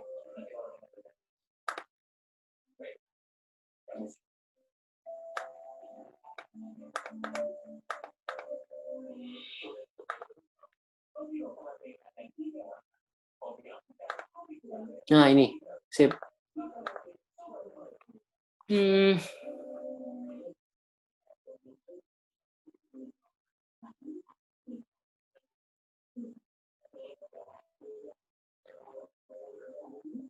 Nah, ini. Trade diskon are commonly quoted in percentage, ya kan? For example, say your textbook has a list price of ini ya, $90 dan the publisher penerbitnya menjualnya dengan ada 30% trade diskon atau rabat gitu ya. Nah, ini dia. The publisher itu mencatat receivable 63 per textbook. Dia mencatatnya langsung mengurangkan dari price-nya. Nah, nih, the publisher ini secara sederhana dia mengurangkan trade discount from the list price and bills the customer net. Dia mencatatnya dalam bentuk net. Sedangkan kalau misalnya ini lagi. Nah, ini dia. Terus mungkin ada yang tanya, itu kan receivable, revenue-nya gimana kan gitu. Ini ya. Contoh lain, ini menjual 5,85, menjualnya 5,05. Berarti ada trade diskon kan 14%. Nah, ini dia mencatat receivable dan related sales revenue mencatatnya adalah 5,05 bukan 5,85. Jadi dia dicatat setelah dikurangi percentage. Setelah dikurangi percentage itu kalau rabat atau trade discount. Beda kalau misalnya cash discount. Ini bentuknya sales ya. Kalau pembelian sama sih, tinggal kalau cash discount itu adalah kita harus menjurnal adanya ini dia. Harus ada jurnal sales discount. Ini jangan pakai net ya, metode gross aja. Ada jurnal sales discount gitu ya. Jadi ada akun seperti ini. Ada diskon pembelian atau diskon penjualan dalam hal ini. Kalau tadi itu langsung dicatat. Loh, mana persediaannya? Oh, ini konsepnya adalah penjualan ya, basisnya. Kalau tadi kan pembelian, sama sih kalau menurut aku sama. Seperti itu. Jadi beda ya. Dan kalau misalnya ada soal lagi, jangan sampai teman-teman salah. Ada 2. Karena ini debat nih, aku sama temanku di kelas lain katanya, ya udah sama aja gitu kan. Ya nggak sama dong, FRS aja udah bilang gini gitu. Nah, terus lanjut. Selanjutnya dasarku juga ada di modul DTSD. Di modul DTSD itu berbeda di sini. Modul DTSD di latihan soal itu ada nih jual, ada rabat. Terus kalau misalnya posisinya ada cash diskon gimana? Nah, ini beda. Kalau ada rabat itu dia langsung mengurangkan. Dia nggak ada jurnal sales discount. Kalau ada cash diskon baru dia harus menjurnal diskon penjualan atau kalau dalam konteks pembelian ya diskon pembelian seperti itu. Paham kan ya? Paham guys? Atau jadi gitu ya. Diskon sama cash diskon. Gitu sih. Soalnya dulu bapaknya pernah bilang sih, ini kalau saya sama aja sih, waduh. Itu bingung. Akhirnya kemarin tanya, alhamdulillah diterima. Ikut AFRS kan? Ya udah berarti gitu. Nanti teman-teman bisa baca kok di Geso sama di modul ini. Ini modulnya enak ini, beneran. Fix, enak banget buat belajar akuntansi pajak, sangat informatif dan gimana ya, nuntunnya pelan-pelan gitu kalau buku ini. Oke, kita lanjut ke akuntansi PPh Output. Akuntansi PPh Output pertama, ini aku juga review tentang prinsip dasarnya aja ya. Untuk nanti materinya teman-teman bisa contoh soalnya teman-teman bisa baca di modul DTSD. Karena nanti ada satu materi yang teman-teman perlu ditekanin di materi ke-6. Pertama terkait dengan PPh pasal 21. PPh pasal 21 ini gimana sih? PPh pasal 21 itu pasti dikredit neraca. Kenapa? Karena PPh pasal 21 perusahaan bertindak sebagai apa? Pemotong. Nah, udah. Kalau pemotong, pemungut udah fix, ya. Liabilitas. Gitu ya. Dia liabilitas, dia nggak mungkin aset, dia pasti liabilitas. Kenapa? Karena kewajiban dong. Kalau misalnya kita udah motong penghasilan seseorang terus kita setorkan, kita kena pasal 39 Undang-Undang KUP gitu ya. Kita kena berapa? 2 kali 4 kali pajak terutang, 6 bulan 6 tahun, ya kan? Maka dari itu kewajiban kita buat nyetor kas negara atas yang telah kita potong. Maka dari itu namanya liabilitas kewajiban gitu. Kalau PPh 22, itu sama di kredit neraca kalau kita bertindak sebagai pemotong atau pemungut gitu ya. Kalau 22 istilahnya pemungut ya. Kalau kita sebagai pemungut fix kita kredit neraca. Kalau kita bertindak sebagai pemotong fix kita pakai pasti kredit neraca. Liabilitas kok, kewajiban bagi kita untuk nyetorin gitu ya. Kemudian kalau neraca, kalau PPh 22 juga bisa di debit neraca. Ini gimana sih kalau misalnya kita berada di posisi dipungut? Nah, mungkin teman-teman tanya, loh, PPh 21 emang kita nggak bisa di posisi dipungut gitu ya, atau dipotong gitu ya? Ya nggak bisa dong, kan perusahaan. Kita kan berlakunya, kita kan berperan sebagai perusahaan. Kalau karyawan gimana nyatetnya? Karyawan nggak pembukuan kan? Gitu ya. Jadi posisinya teman-teman di sini berperan sebagai perusahaan gitu ya. Anggaplah kita itu sebagai sebuah perusahaan. Gitu. Kalau kita motong, kewajiban kita dong buat nyetor, liabilitas. Kalau misalnya PPh 22 kita mungut, ya udah berarti kita nyetor juga kan, ada kewajiban untuk nyetor, pasti liabilitas. Nah, tapi kalau kita posisinya dipungut gitu ya, berarti kan kita seolah-olah membayar pajak kan kepada kas negara lewat si dia, si pemungut gitu ya. Lewat si pemungut. Maka dari itu dinamakan dengan pajak dibayar di muka. Pajak dibayar di muka itu adalah beban dibayar di muka apa? Beban dibayar di muka aset. Aset lancar ya. Sewa dibayar di muka apa? Aset. Asuransi dibayar di muka aset. Gitu. Nah, di sini PPh 22 bisa debit laba rugi. Kenapa? PPh 22 final. PPh 22 final itu apa? Kalau misalnya jual penjualan BBM, BBG dan penjualan BBM dan BBG ya. Kalau yang final tuh BBM dan BBG doang sepertinya. Ya, BBM dan BBG kepada agen ataupun penyalur. PMK 34 tahun 2017. Itu. BBM, BBG. Pelumas kayaknya enggak final. BBM, BBG kepada agen atau penyalur itu final. Jurnalnya nanti beban. Kalau final udah pasti di laba rugi ya, jadi beban. Jadi expense.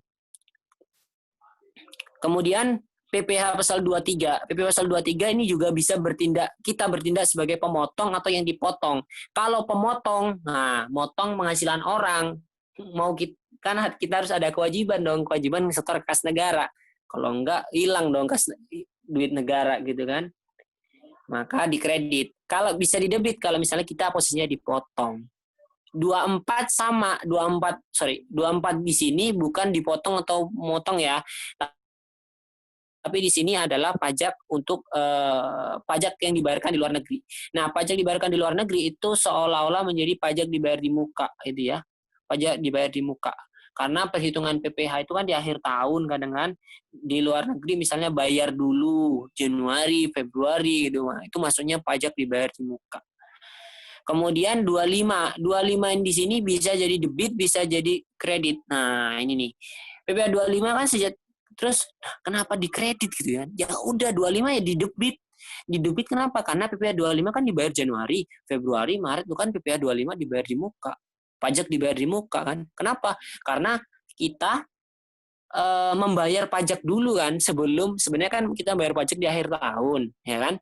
Tapi kita bayar pajak dulu di Januari, Februari, Maret dan sebagainya. Dan seterusnya kan seperti itu. Nah, kapan PPh 25 bisa dikredit? Kapan?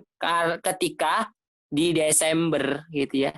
Di Desember itu kan kita bayar 25 kapan? Tanggal 15 ya.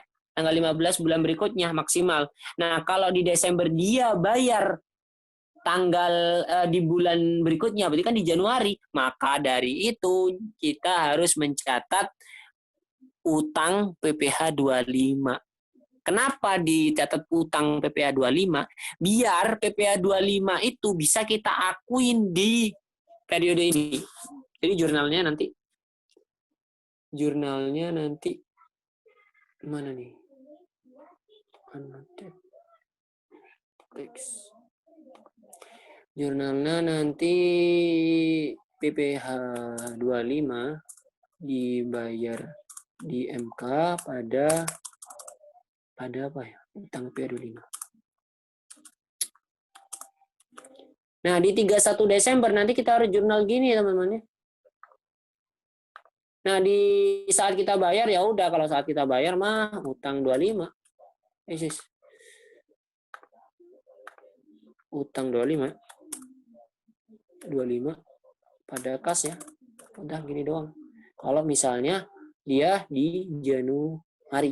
Kalau di 31 Desember tetap PPh 25 dibayar di muka ya, pada utang PPh 25. Nah, maksudnya dijadikan utang gini, PPh 25 dibayar di tujuannya apa sih? Biar Desember, PPh 25 Desember itu bisa kita catat 25 dibayar di muka. Gitu ya. Nah, kalau udah dicatat gini, Desember kan jurnalnya di Desember, ya kan? Tapi kan bayarnya nanti di Januari. Tapi kan jurnalnya tetap di Desember. Maka dari itu pengakuan 25-nya tetap untuk bulan Desember, untuk periode ini. Kalau kita nggak nyatat ini, gitu ya, karena kan misalnya kas, kita bayar 25-nya bulan depan kok di Januari gitu ya. Terus kita nggak nyatat ini, ya udah berarti 25 bulan Desember kita nggak bayar gitu ya. Kita nggak ngakuin di laporan keuangan kita. Gitu. Ini bisa jadi 25 bisa jadi kredit kalau misalnya seperti ini kasusnya. Kemudian ada 26 kita pasti kredit. Kenapa? Karena kita motong. Kita nggak mungkin dipotong kan. Karena yang dipotong adalah subjek pajak luar negeri, ya. Kemudian ada PPh pengalihan harta tanah bangunan jadi debit laba rugi. Kenapa? Karena dia final. Kalau final pasti di debit laba rugi gitu ya. Pasti jadi beban. Nah, ada juga final yang motong dipotong. Kalau motong dipotong, maka nanti jurnalnya itu ada utang. Contoh, kalau misalnya jaskon ya, jasa konstruksi. Jasa konstruksi itu kan bisa dipotong kan ya konsepnya. Kalau misalnya kita pakai usaha jasa konstruksi, misalnya kita bayar kita pakai jasa perencanaan konstruksi 4% ya kan. Perencanaan konstruksi ya 4%. Misalnya kita 100 juta, kita bayar gitu ya. Ya udah berarti kan beban konstruksi misalnya, konstruksi ya nah kita motong atau dipotong, misalnya kita bayar berarti kita motong kan, yang bayar kan yang motong, berarti kita nyatetnya utang PPh 4 ayat 2. Kenapa? Karena posisinya bukan, kenapa kok nggak dicatat beban? Karena yang bayar pajak kan bukan kita. Siapa? Orang yang kita potong kan, itu kan duit mereka. Nah, karena atas duit mereka itu kita setorkan, kita punya kewajiban untuk nyetor kas negara seperti itu kepada kas. Ini adalah bagi si pemotong. Nah, yang dipotong gimana? Yang dipotong jurnalnya tentunya menjadi kas, terima duit kan, Nah, di sini bukan mencatat PPh 4 ayat 2 dibayar di muka ya, dibayar di muka, bukan. Kenapa? Karena PPh 4 ayat 2 ini final. Nggak mungkin jadi dibayar di muka. Kenapa? Karena dibayar di muka ini khusus untuk yang PPh yang non final. Karena nanti bisa menjadi kredit pajak. Seperti itu. Maka di sini bukan seperti ini jurnalnya, tapi beban PPh 4 ayat 2. Seperti itu. Kas beban PPh 2 pada apa ya? Oh ya, pendapatan jasa konstruksi. Seperti itu. Itu ya jurnalnya. Ini untuk yang pemotong gitu ya, untuk yang pemotong, dan di sini untuk yang dipotong. Seperti itu. Gitu ya. Jadi itu PPh 4 ayat 2. Kalau store sendiri gimana? Ya udah langsung beban laba rugi. Gitu. Nah, kalau 28A gitu ya, lanjut ke 28A. 28A itu di debit gitu ya. Kenapa di debit? Karena 28A itu apa sih? 28A itu LB. 28A itu LB. 28A itu LB, berarti kalau LB kita punya piutang kan? Negara punya utang dong ke kita, LB gitu ya. Kalau 29 berarti ini KB kurang bayar, berarti kita harus bayar pajaknya lagi dong. Nah, kalau bayar pajak berarti masuk utang. Utang itu pasti di kredit neraca. Seperti itu. Oke. Sip. Kita lanjutkan. Latihannya nanti teman-teman bisa baca di modul ya. Nah, ini materi terakhir nih yang sedikit cukup riskan. Karena nanti studi kasus kita 40% ya. Kalau nggak 40% ya, itu adalah rekonsiliasi fiskal. Apa nih? Oke. Nah, sebelum kita ini sekaligus ya sama PSAK 46. Jadi PSAK 46 di sini ada istilah pajak kini dan pajak tangguhan. Nanti pajak tangguhan kita akan bahas. Di sini pajak kini ini maksudnya apa sih? Nah, maksudnya adalah pajak yang sebenarnya yang dibebankan kepada kita pada periode ini, gitu ya. Pajak yang dibebankan pada kita pada periode ini.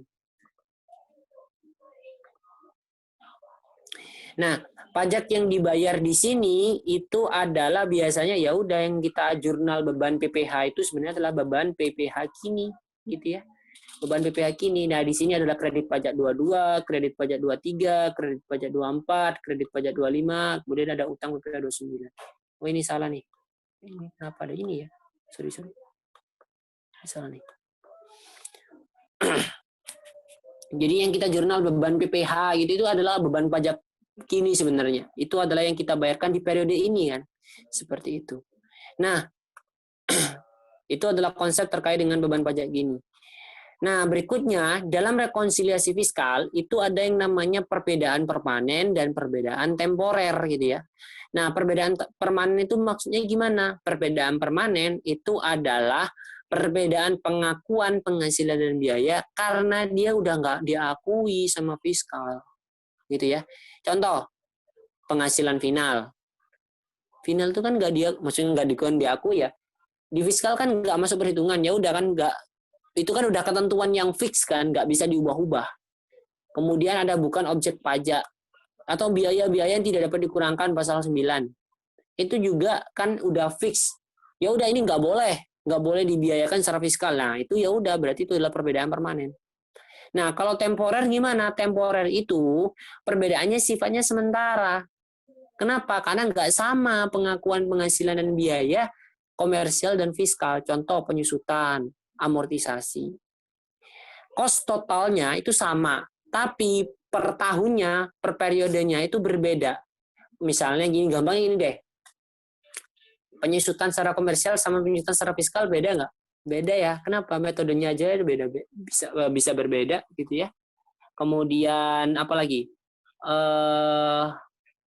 Terkait dengan pencadangan yang fix akan terjadi itu juga berbeda.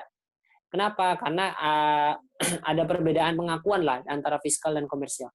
Artinya gini, fiskal dan komersial sama-sama ngakuin ada kok biaya itu ada, tapi berbeda nilainya. Itu bisa gampangnya gitu perbedaan temporer.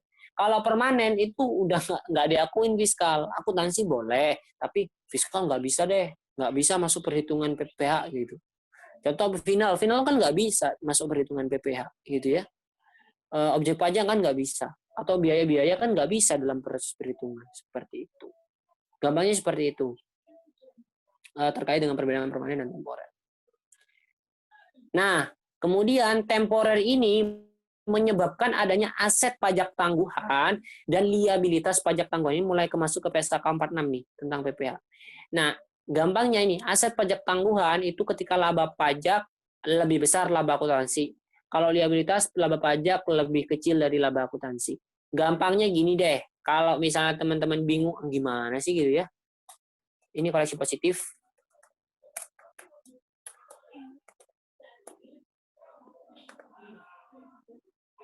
Yang ini koreksi negatif. Kalau ada koreksi negatif, berarti nanti ada liabilitas pajak tangguhan. Kalau ada koreksi positif, itu ada aset pajak tangguhan. Seperti itu. Dan ini hati-hati teman-teman, bukan semuanya kita jurnal ya. Ingat, hanya temporer saja. Dan biasanya untuk karena kita masih belajar ya, PSAK 46 masih awal-awal, maka mungkin kita fokusnya di sini, penyusutan dan amortisasi doang. Seperti itu. Harus temporer, dan ini kalau ada koreksi positif dan liabilitas pajak tangguhan ada muncul di koreksi negatif. Nah, ini teman-teman bisa saling hapus ya. Di PSAK 46 bilangnya gitu. Contoh gini, kalau misalnya aku punya perbedaan fiskal antara penyusutan ya. Penyusutan kita bisa koreksi positif misalnya 100 juta. Itu untuk penyusutan ya, biaya penyusutan. Kemudian ada berikutnya ada juga terkait dengan misalnya pencadangan retur misalnya. Mungkin ada yang tanya, pencadangan emang pajak ngakuin gitu ya? Untuk tertentu itu ngakuin.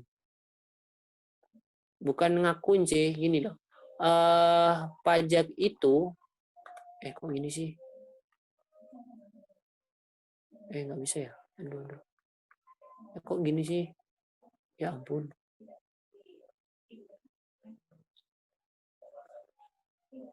Sebentar aku clear aja ya semuanya. Nggak hilang ya? Nggak hilang ya? Oke, hilang. Oke sih. Misalnya ya, penyusutan. Itu ada koreksi positif 100 juta. Terus pencadangan. Tadi pencadangan kenapa boleh? Karena pencadangan itu biasanya kemungkinan terjadinya itu lebih besar gitu ya. Maka di sini bisa kita akui sebagai perbedaan temporer. Kalau pencadangan piutang tertagih yang nggak ada syaratnya banyak tuh, itu masuknya perbedaan permanen. Di sini misalnya koreksi negatif gitu ya. Misalnya berapa ya? 20 juta misalnya. Ini gimana nih? Ini kan dua-duanya perbedaan temporer ya. Karena perbedaan temporer berarti jurnalnya bukan aset pajak tangguhan sendiri, kemudian liabilitas pajak tangguhan sendiri, enggak seperti itu ya. Tapi kita lihat, kita langsung aja akumulasikan. Di sini kan berapa? 100 juta kan? Positif. Terus negatif 50 juta. Berarti sisa positifnya berapa? 50 juta. Nah, kalau positif berarti ada aset pajak tangguhan. Aset pajak tangguhan. Akun kontranya apa? Manfaat pajak tangguhan. Atau pendapatan pajak tangguhan nggak apa-apa. Tapi di PSAK 46 tulisannya manfaat sih. Manfaat pajak tangguhan. Gitu ya. Nah, kalau liabilitas, misalnya contoh ini ya, contohnya kalau ini. Ini mana taruh sini ya. Ini jurnalnya untuk yang di sini. Ini dia. Nah, kalau misalnya ada, kita balik ya, penyusutan koreksi positif misalnya 50 juta itu ya. Terus pencadangan retur gitu ya. Itu koreksi negatif misalnya. Koreksi negatif berapa nih? Negatif 100 juta misalnya. Maka jurnalnya gimana? Jurnalnya adalah berarti ada apa nih? Kalau berarti positif dikurangi negatif jadi negatif kan? Negatif berapa? Negatif 50 juta kan? Negatif 50 juta berarti ada apa? Liabilitas pajak tangguhan kan? Karena lebih besar negatifnya kan? Jadi jurnalnya nanti liabilitas pajak tangguhan. Nah, ingat liabilitas itu di mana? Di kredit kan? Ini kan? Ini kan? Nah, ini akun kontranya gimana? Akun kontranya adalah beban pajak tangguhan. Jadi seperti itu. Gimana? Ada yang mau ditanyakan nggak kira-kira? Silakan. Kalau misalnya mungkin aku bisa menjawab. Ini ya. Gimana? Tadi yang misal kayak SE46 yang biaya pinjaman, misalkan ada dua tuh yang rata-rata tuh ada juga di soal, terus yang DIR juga ada. Itu diduluin mana yang dihitung? Kalau misalnya ada deposito gitu atau DIR-nya. Iya, Biasanya ada dua-duanya gitu. yang aku tahu sih harusnya pakai SE ya. Kenapa pakai SE? Karena gini, SE itu kan basic prasyaratnya kalau misalnya ada deposito kan. Kalau misalnya udah ada dana yang ditempatkan dalam deposito, aku prefernya lebih ke SE sih. SE46 itu gitu. Soalnya DIR pun kalau misalnya ada Jadi nanti salah harus satunya gitu. kalau DIR iya sih. Tapi aku lebih ke prefer ke SE ya. Kalau misalnya ada dana deposito, soalnya itu keadaan prasyarat. Kalau syaratnya dia udah punya deposito, aku nggak ngitung DIR-nya sih, langsung aja pakai SE-nya. Kenapa? Karena ya udah, soalnya prasyaratnya udah terpenuhi. Karena kalau kalau PMK 169 itu DIR-nya juga butuh data banyak sih. Jadi kemungkinan kayaknya nggak ada sih. Setauku ya di soal ya. Nggak ada kayaknya. Pasti salah satu nggak sih? Jadi nggak mungkin deh. Soalnya kalau misalnya dua-duanya gimana biaya bunga pinjamannya pasti beda. DIR itu kan butuh data dari laporan keuangan, posisi keuangan kan, data debt sama equity gitu. Kayaknya nggak ada deh, setauku ya, gitu. Tapi kalau misalnya dipaksa ada mungkin kayaknya pakai SE. Soalnya kalau SE itu kan prasyaratnya ada dana deposito. Kalau misalnya di soal ada dana deposito, wah pasti aku pakai SE. Fix. Karena prasyaratnya pasti terpenuhi. Kayak soal kemarin itu kan ada deposito, tapi unik ya kemarin itu. Minjem duit buat deposito. Wah, itu kan sama aja biaya bunganya kan buat memelihara penghasilan final kan. Ya udah itu koreksi itu tricky sebenarnya sih. Kita pakai SE46 apa enggak gitu kan. Itu kan dananya kemarin kan gini, kita minjem duitnya buat deposito. Ya kan? Nah, artinya kalau misalnya kita dapat bunga deposito, artinya kita dapat penghasilan kan. Nah, kalau misalnya kita bayar biaya bunga pinjaman, artinya itu kan kita pinjam duit, kan kita harus bayar bunga gitu ya. Nah, duit yang kita pinjam ini buat deposito. Nah, kalau misalnya nanti depositonya menghasilkan, kita dapat penghasilan kan. Penghasilan itu kan penghasilannya final, bunga deposito itu kan. Nah, saat kita bayar bunga pinjaman, itu berarti biaya bunga pinjaman itu bisa dibiayakan nggak? Biaya itu untuk memelihara penghasilan final. Kalau penghasilan final berarti dia non-deductible. Berarti dia udah nggak bisa dikurangkan. Gitu. Jadi yang kemarin tuh nggak perlu sebenarnya ngitung pakai SE46. Ini kondisinya gini teman-teman. Kalau misalnya kita punya kita minjem duit, tapi kita di sisi lain punya dana dalam bentuk deposito gitu.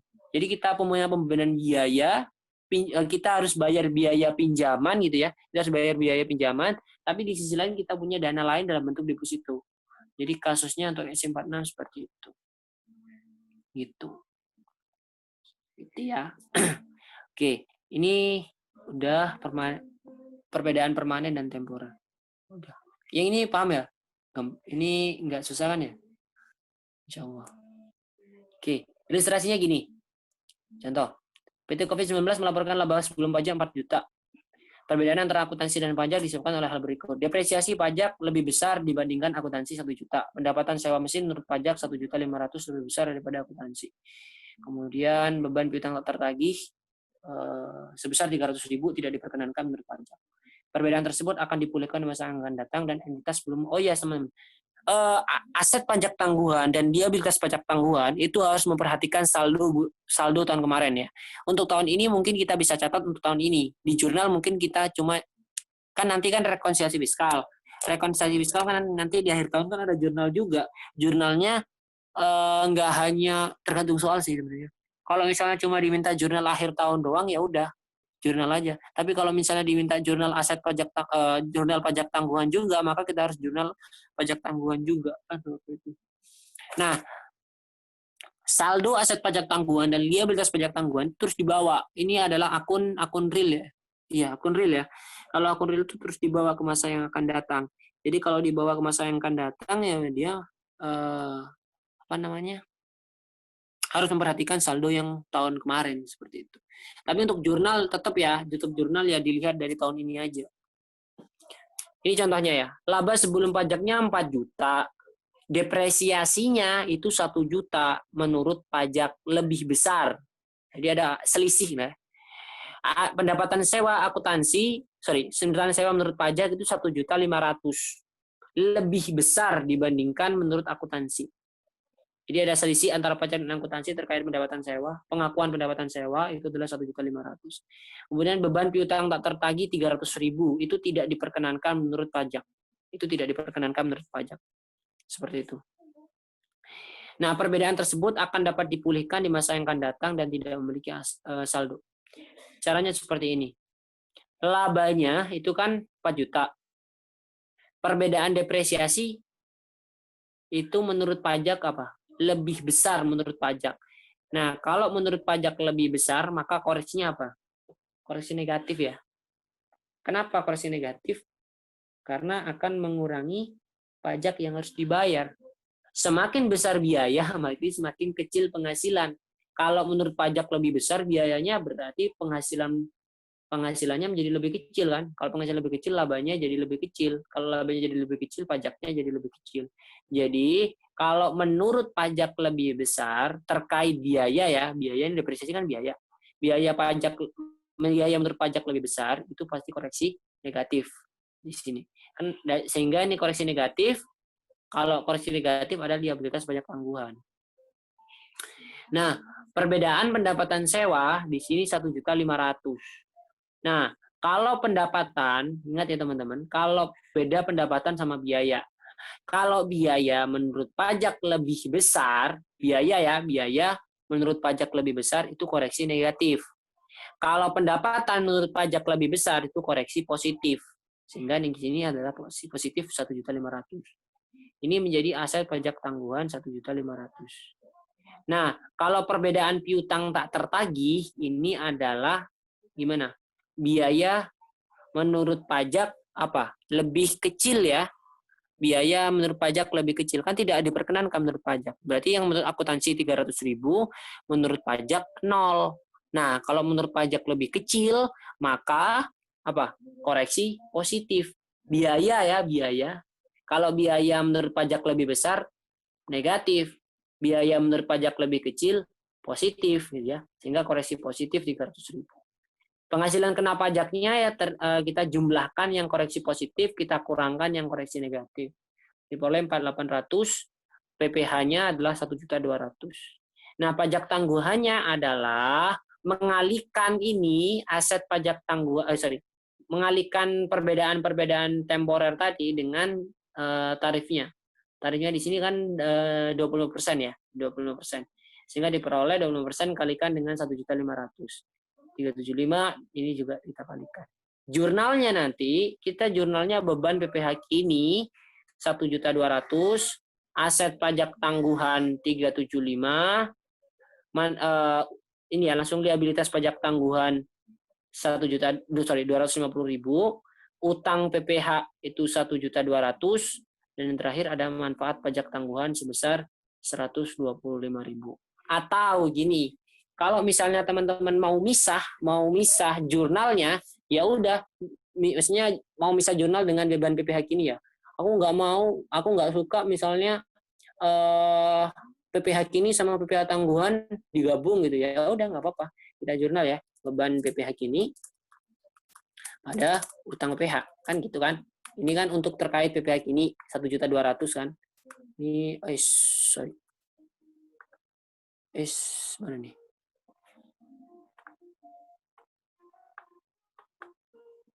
Wah, ini error lagi nih. Sebentar. Jadi kan nanti jurnalnya itu adalah, kalau misalnya dipisah gitu ya, beban PPh kini pada utang PPh kan. Mungkin teman-teman bertanya, kalau misalnya ada kredit, ya nggak apa-apa, teman-teman tambahin aja kreditnya. 1,2 ya juta. Ini juga sama 1,2 juta. Nah ini kalau misalnya beban PPh kini seperti ini. Nah, kalau yang tangguhan gimana? Yang tangguhan langsung aja, offset juga nggak apa-apa. Ya udah, berarti jurnalnya ini karena ini kan ada selisih nih, ya kan? Ada apa namanya? Ada selisih ya, 375 sama 250. Ya udah, aset pajak tangguhan pada sorry.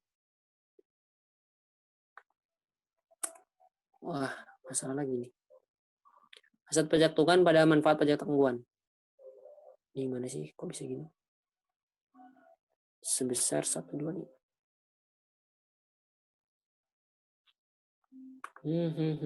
Kok ini ya?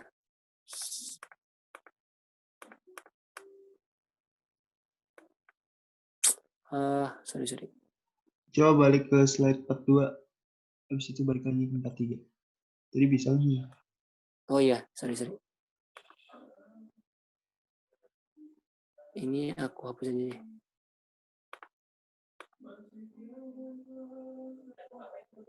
Oh, mana nih? Oh, ini. Sebentar, aku tadi bilangnya offset ya. Aset pajak tangguhan. Sebentar.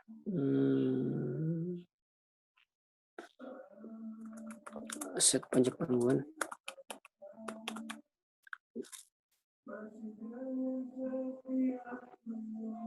Sorry. Aku ralat ya. Aku tadi bilang offset ya. Nggak boleh di offset ya. Sendiri-sendiri. sorry. Oh iya, nggak boleh. Jadi penyajiannya tetap sendiri-sendiri. Maksudnya adalah kalau misalnya di sini kita punya aset pajak tangguhan, ya nggak apa-apa kita jurnal aset pajak tangguhan. Nanti kalau misalnya ada selisih, itu bisa masuk ke, kalau misalnya lebih besar dari koreksi positifnya, maka ada manfaat pajak tangguhan. Gitu ya. Sorry ya, tadi aku salah. Aku ralat. Iya, jadi kalau misalnya ada perbedaan permanen ada 2, berarti jurnalnya ada 2. Gitu. Jadi nggak bisa digabung. Nah, aset pajak tangguhan, misalnya di sini ya, aset pajak tangguhan pada liabilitas pajak tangguhan. Ya. Nah, di sini karena ada selisih, itu kita tulis manfaat pajak tangguhan. Manfaat pajak tangguhan. Pajak tangguhan. Nah, jadi kan gini, aset pajak tangguhannya itu kan lebih besar dari liabilitas. Berarti kalau misalnya lebih besar, berarti ada koreksi positif. Koreksi positif kan lebih besar daripada koreksi negatif. Maka ada jurnal manfaat pajak tangguhan. Nah, gimana kalau kebalikannya? Berarti kalau misal ada kebalikan, berarti kita nyatetnya adalah beban pajak tangguhan. Jadi contohnya ya, misal kebalikan ya, keadaannya kebalikan, berarti nanti jurnalnya adalah aset pajak tangguhan. Misalnya gini, aset pajak tangguhan pada tetap liabilitas pajak tangguhan gitu ya. Liabilitas pada manfaat apa tadi? Misalnya kebalikan ya, koreksi negatifnya lebih besar daripada beban pajak tangguhan. Tadi yang bisa di offset itu bukan aset dan liabilitasnya yang bisa di offset, tapi beban dan manfaatnya. Jadi kita hitung mana yang lebih besar. Kalau misalnya positif lebih besar daripada negatif, maka nanti akan ada jurnal manfaat pajak tangguhan. Kalau misalnya positif lebih kecil daripada negatif, gitu ya, berarti nanti ada jurnal beban pajak tangguhan. Seperti itu. Itu yang bisa di offset. Aku gagal paham nih tadi. Gitu. Jadi kalau misalnya yang ini adalah dipisah ya, ini cuma misal aja sebenarnya sih. Beban PPh kininya dicatat terpisah gitu ya dengan pajak tangguhannya. Jadi aset pajak tangguhannya 375, liabilitasnya 250, ada selisih ya. Selisihnya apa? Positif gitu ya. Ini kan aset pajak tangguhan positif, koreksi positif. Ini kan koreksi negatif gitu ya. Berarti kan lebih besar positifnya. Selisihnya 175 kan. Ya di sini 125 kan. 125-nya jadi manfaat pajak tangguhan. Nah, sedangkan kalau misalnya misal kebalikan, koreksi negatifnya lebih besar, lebih gede, maka nanti akan menjadi jurnal beban pajak tangguhan. Seperti itu. Maksudnya mengoffset tadi adalah selisihnya. Aset dan liabilitas kita bisa kurangkan, dan selisihnya itu bisa kita catat beban ataupun manfaat pajak tangguhan. Seperti itu. Tetap kalau misalnya mau jurnal sendiri-sendiri juga nggak apa-apa sebenarnya. Jurnal sendiri-sendiri nggak apa-apa. Tapi lebih baik jurnal bareng nggak sih? Jurnal bareng maksudnya bareng itu biar tahu ada manfaat pajak tangguhan ataupun beban pajak tangguhan untuk periode ini. Kalau di sini kan digabung kan, beban pajak tangguhan dan aset dan liabilitas pajak tangguhan kan digabung di sini kan. Cuma yang bisa di sini maksudnya adalah PPh kininya ya, PPh kini dan tangguhannya mungkin bisa dipisah. Tapi kalau terkait pajak tangguhan itu tetap digabung biar bisa tahu manfaat pajak tangguhan periode ini ada manfaat ataupun ada beban pajak tangguhan nggak sih, seperti itu. Tapi nanti perbedaan tempornya nggak banyak-banyak kok kayaknya. Di tahun lalu aja cuma 2, pencadangan retur sama penyusutan, itu aja, seperti itu. Oke.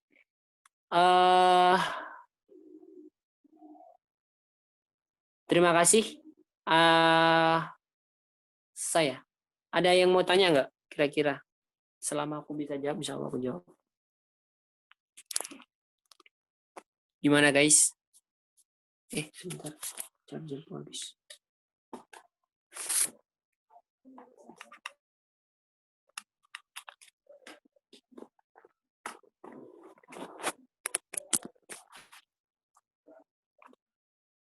Gimana teman-teman? Aman atau gimana? Kalau tanya silakan. Sakit kepala aku. Gimana? Sakit kepala aku. Kita mengemas Muluk 7 mau pertemuan tanya. dalam 2 jam. Gimana? Yang ini yang perbedaan piutang tak tertagihnya 300.000. Mana? Ya, gimana? Itu nggak dikoreksi karena beda tetap ya? Dikoreksi. Koreksi positif kan? Kok ini nggak ada? Ini kan koreksi positif. Nggak ditaruh aset pajak tangguhan. Oh, enggak, karena dia beda tetap. Oh iya. Okay. Kalau beda tetap nggak bisa. Beda tetap nggak masuk aset pajak tangguhan. Oke. Tapi tetap dikoreksi ya. Koreksinya kan koreksi positif. Gitu. Oke, sip. Yang ada lagi nggak?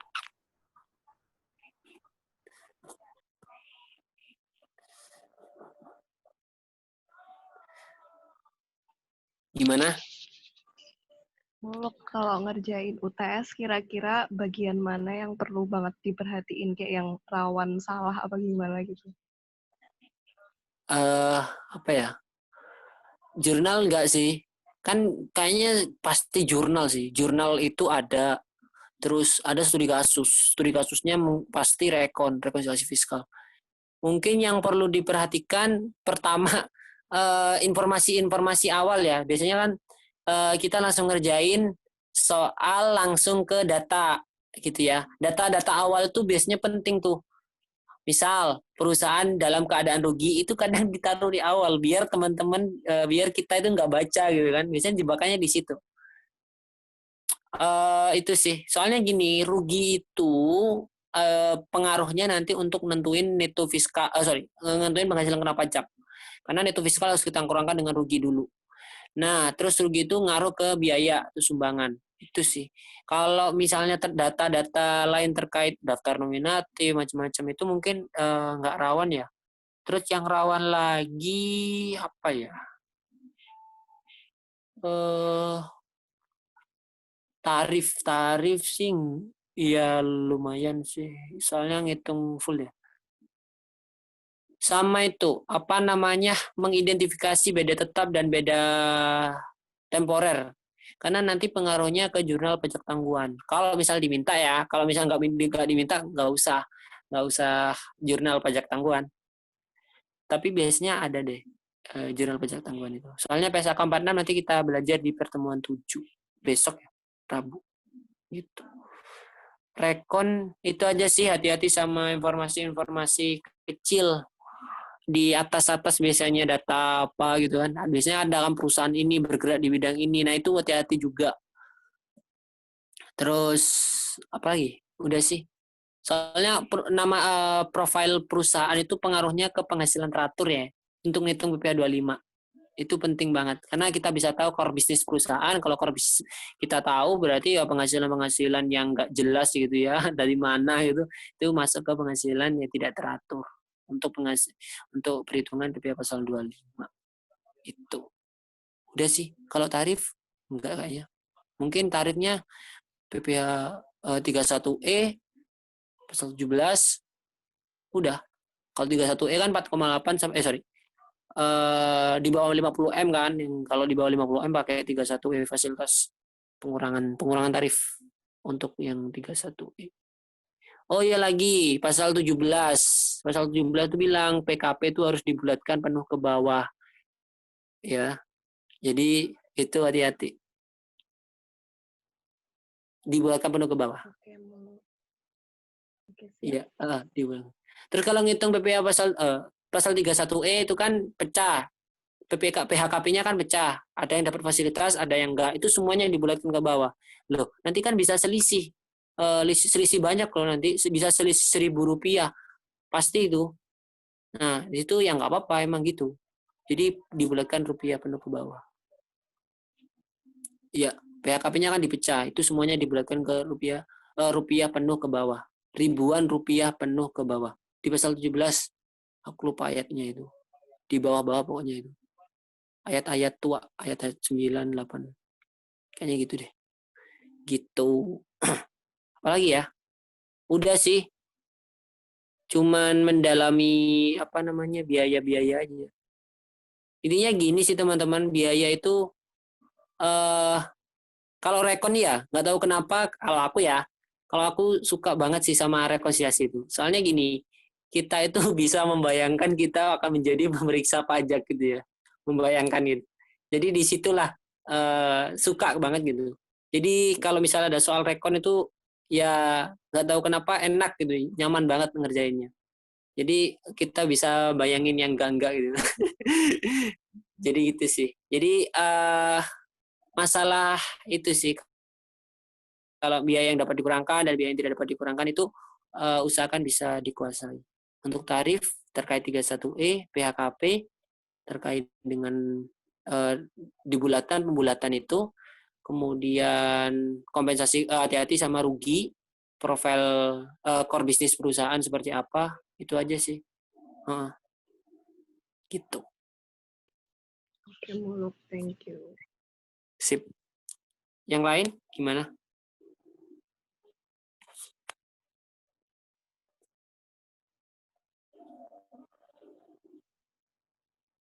Oke, kalau nggak ada, kita akhiri ya. Belajar bareng malam ini. Terima kasih atas atensinya selama 3 SKS.